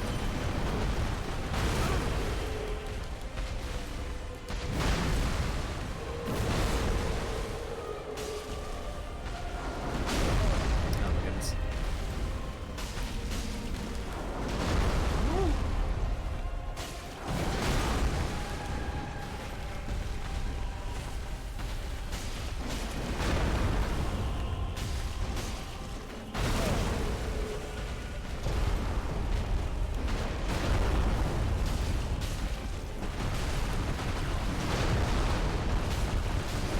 Yeah, it seems like this boss has been given a lot more effects on his attacks compared to the base game. So the screen gets a little busy at times.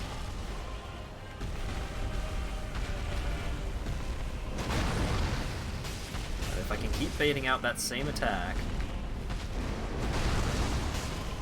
it's pretty safe as long as I take it easy. Oof. Okay, Sacred Oath is down. Should be able to cast here. Yeah. Speed!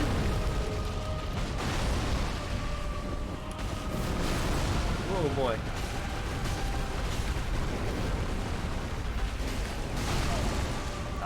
Got a little greedy.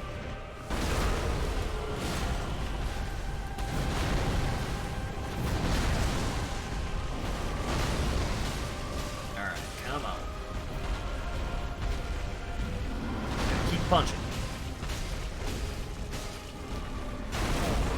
Getting greed. Yeah. You gotta be careful. This is a real fight. The important thing is because he moves so much when he's doing that attack, you really can't start attacking too early because he'll just move into you to hit you with it. But if you just keep moving out of the way of it, usually won't hit you.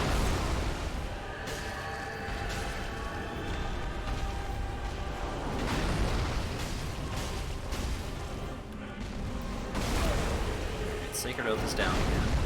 Alright, let's see if we can bait the slam. Oh, I hit the wrong button. Alright, bait the slam again. Cast Sacred Oath. Switch back. Ouch.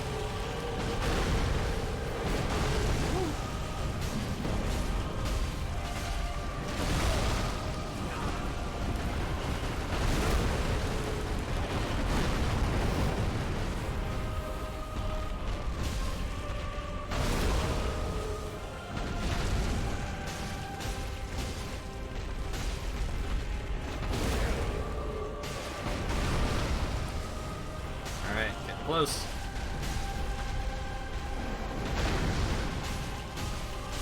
Yeah! Revenge! Fuck you, Yorm. You bitch.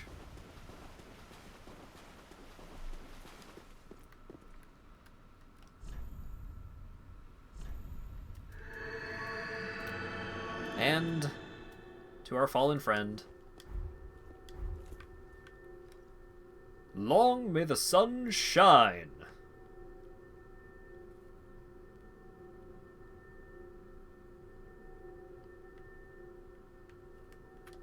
All right. An ember. Only a storm can fell a great wood. That's not true anymore.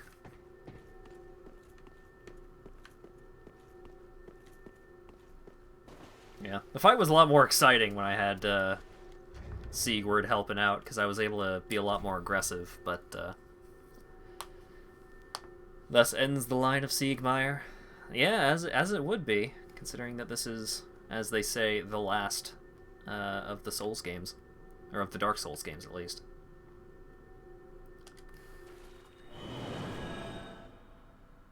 So, what else is there to do?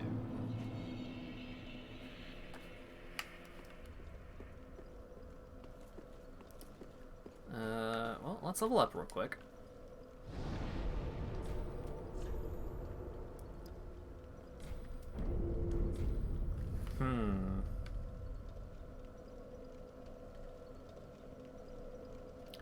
I don't know. I don't know if there's anything that I really want to get involved in at the moment, because a couple of reasons. The big one is the next area.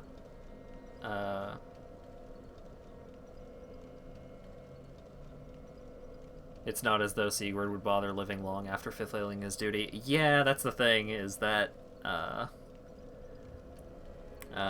if Siegward lives through that boss fight, then he offers you, I think, his gear, and says, I think I've earned myself a little rest. And then he lays down and goes to sleep. And then he dies. As is tradition, unfortunately.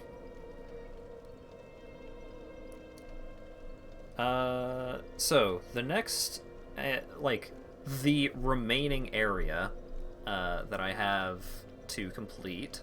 Well, I have the Nameless King and the Storm King, but it seems like there's something about that fight that I'm gonna have to do something about.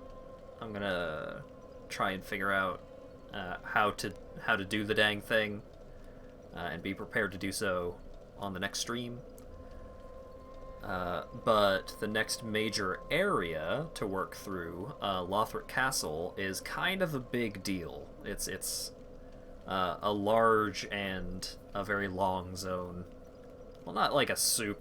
It's a whole branching. It's a whole pathway, so it goes through several zones before it terminates. So I'm probably gonna save that for next time. So next time, hopefully, we're gonna be able to we're going to be able to take down the Storm King and the Nameless King, and make our way all the way through Lothric Castle, and then, depending on how long those two things take, may also be able to at least make some progress in one of the DLCs. Probably just going to do them in order, so it's Ashes of Ariandel and the Ringed City. I'm going to do Ashes first. The Ringed City is pretty big, and also, even if I were to do the Ringed City next stream, I don't think I'm going to be able to complete all of Dark Souls 3 next stream, so the final boss of the Ringed City is going to kind of be a big deal, because it is one of the coolest fights in the game. So, as for now, I haven't even been streaming for 4.5. How about this? Wait. Yeah, okay. I do have the HDMI hooked up to the Switch, so rather than start a whole prolonged thing in Dark Souls, I am going to boot up some Tetris 99.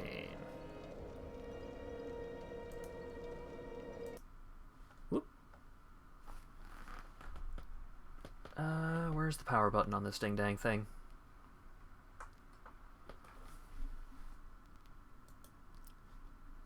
Ta-da. Hat's playing Tetris 99.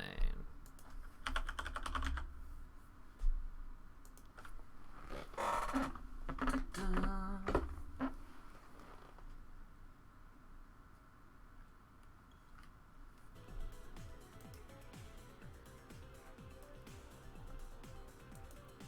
Oh, I left off in the at the end of my my last bout, where I was killed by Scott.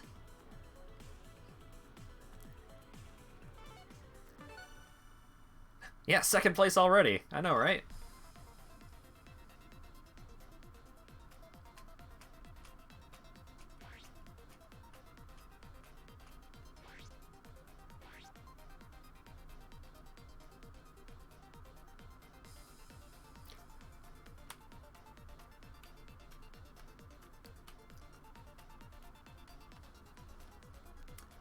Oh boy, oh boy.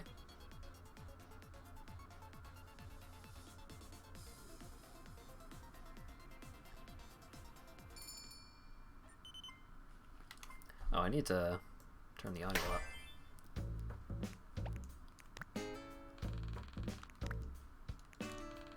Is that good? I could probably stand to go up a little more. There we go.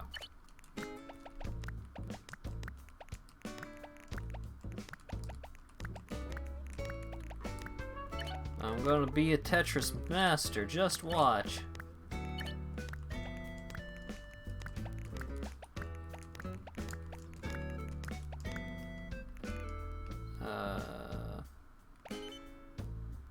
KOs. Yeah.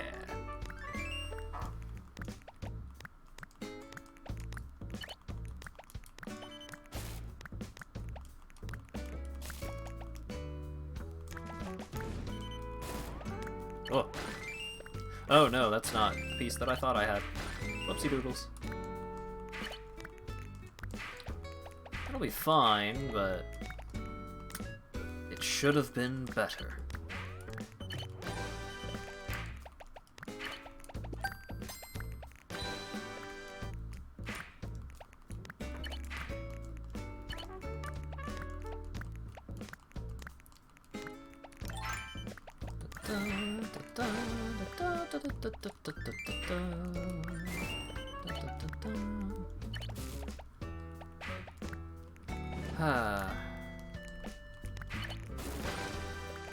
it's nice to have a wind down after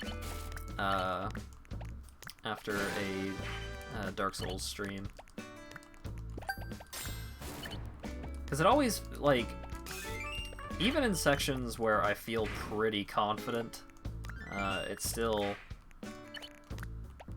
it can still feel pretty intense, playing those games, just because of, like, the encounter design in a lot of cases. Just a lot of enemies that, if you're just not being careful, will tear you structurally asunder. So, there's only so much that you can relax at any time.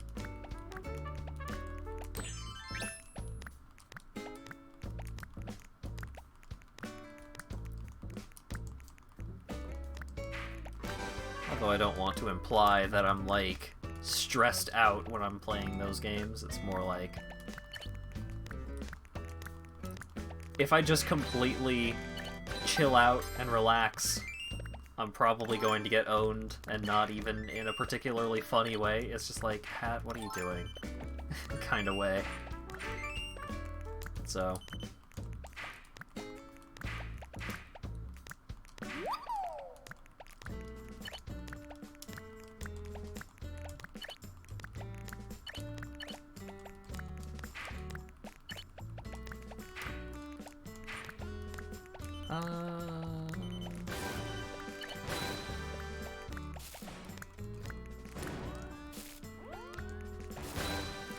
I've got a lot of attackers. I should probably target attackers, huh?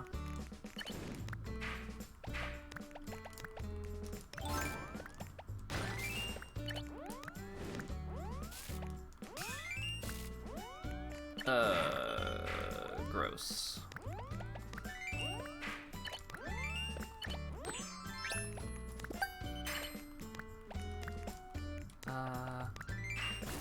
Okay. Still living. Definitely got a little spooky.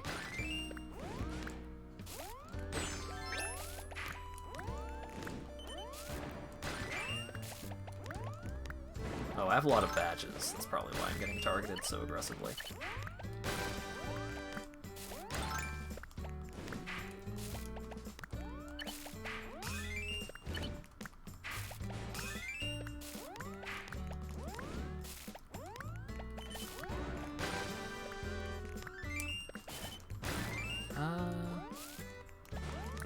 Ooh.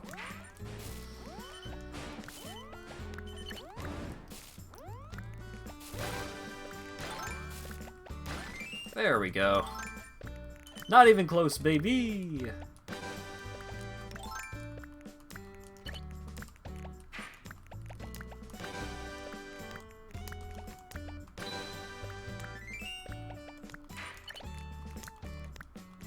See? Completely clear board. Was never in any doubt.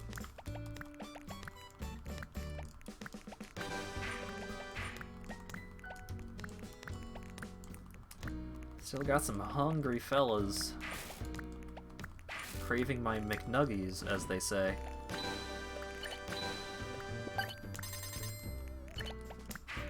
Well, that's one fewer.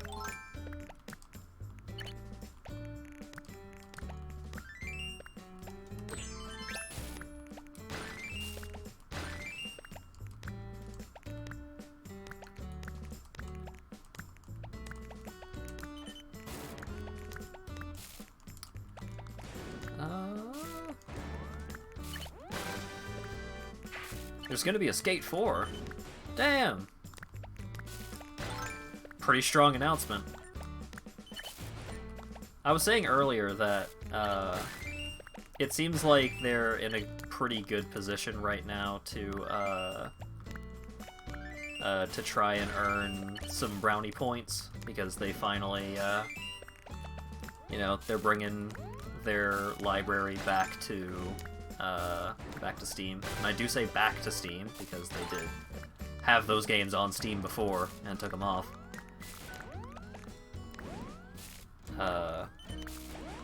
So I was hoping that it would be a situation where they offer like a full or at least a large Sims 3 pack, because that was something that they did pretty early on when they were pushing Origin, was they just gave away the complete edition of Sims 2, which is just like Sims 2 and all of the DLC. So I was hoping they would do something like that for Sims 3, now that they've got Sims 4 for sale on Steam. But bringing back Skate is a pretty good one.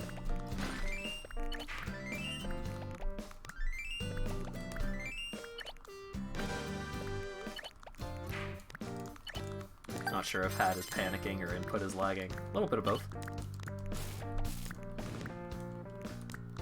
We're getting into the end game here, buddy. Ugh.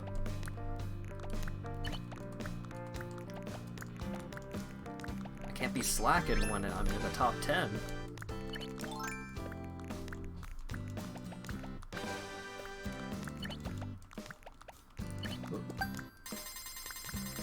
Oh boy. Oh, well.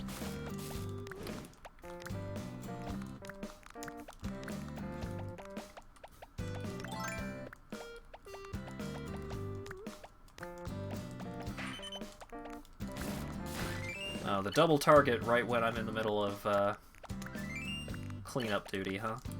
I see how it is.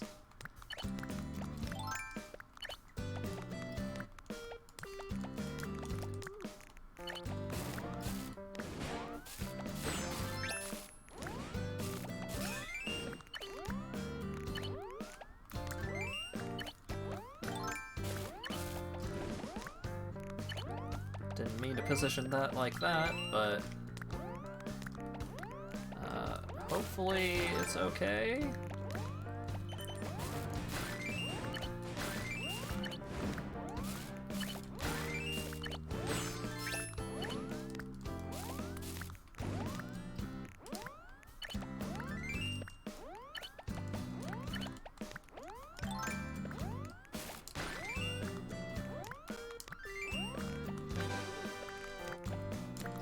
Oh no. Well, that's gonna be awkward to fix. Oh, it's fine.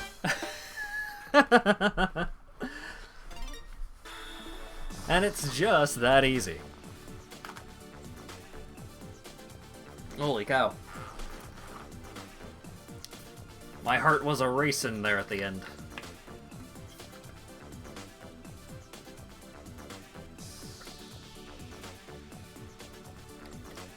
I guess they were in worse positions than I was.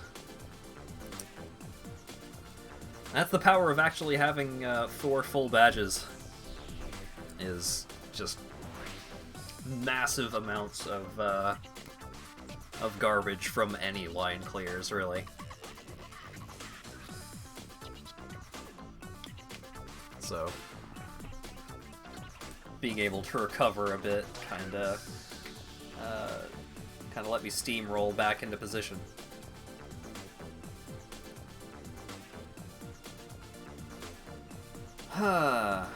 You know what? I was thinking of playing a couple of more rounds, but I think that is as good a way to leave off as any.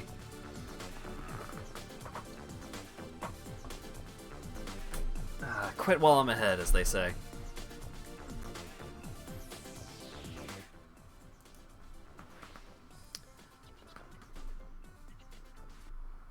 Okay.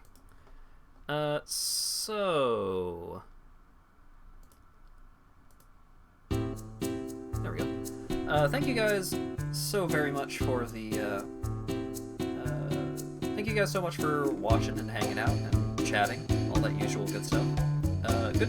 Pretty good stream today. Made a lot of good progress in Dark Souls 3. Got a couple of things that I'm gonna try and figure out, like, make sure I'm not missing any resolutions to any quest lines, and so on, so we'll be able to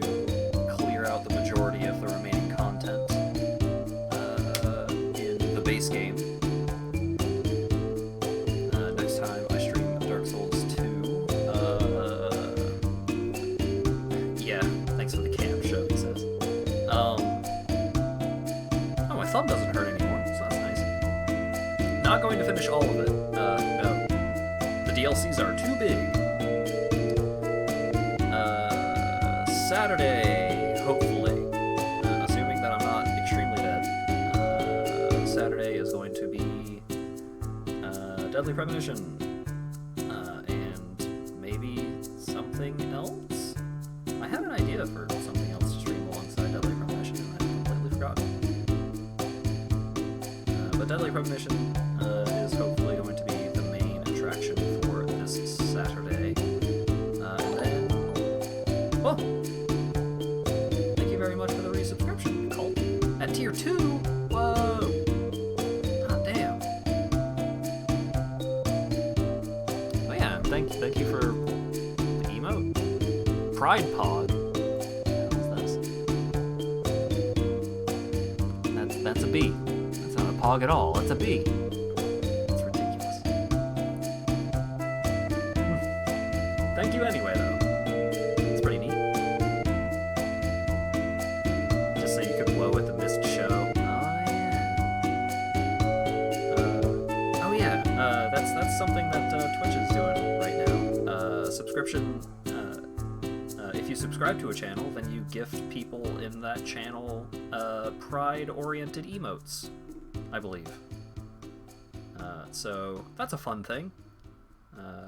We've already gotten a couple of that. A couple of those happened in this channel already. I believe it is for Pride Month and all that stuff. Oh, the music is too loud. What am I doing?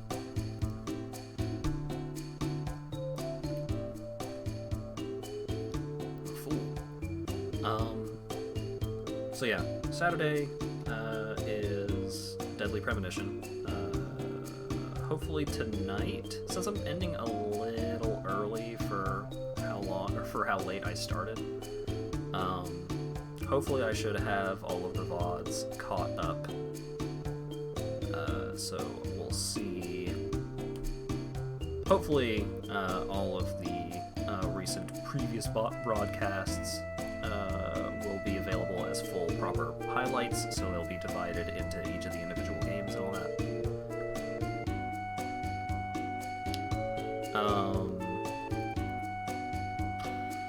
Next week, continued Dark Souls, Cinders mod, continued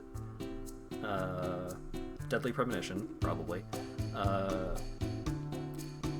Ancient Aliens is on the to-do for sometime soon, returning to the Doom WAD shenanigans. Because I had a really good time with that, but recently I've been, because my sleep has been garbage again.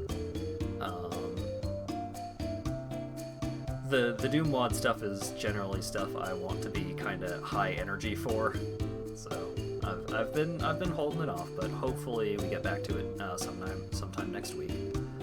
And also happening sometime next week is going to be another Clubhouse Games stream, because the last one was a hell of a lot of fun.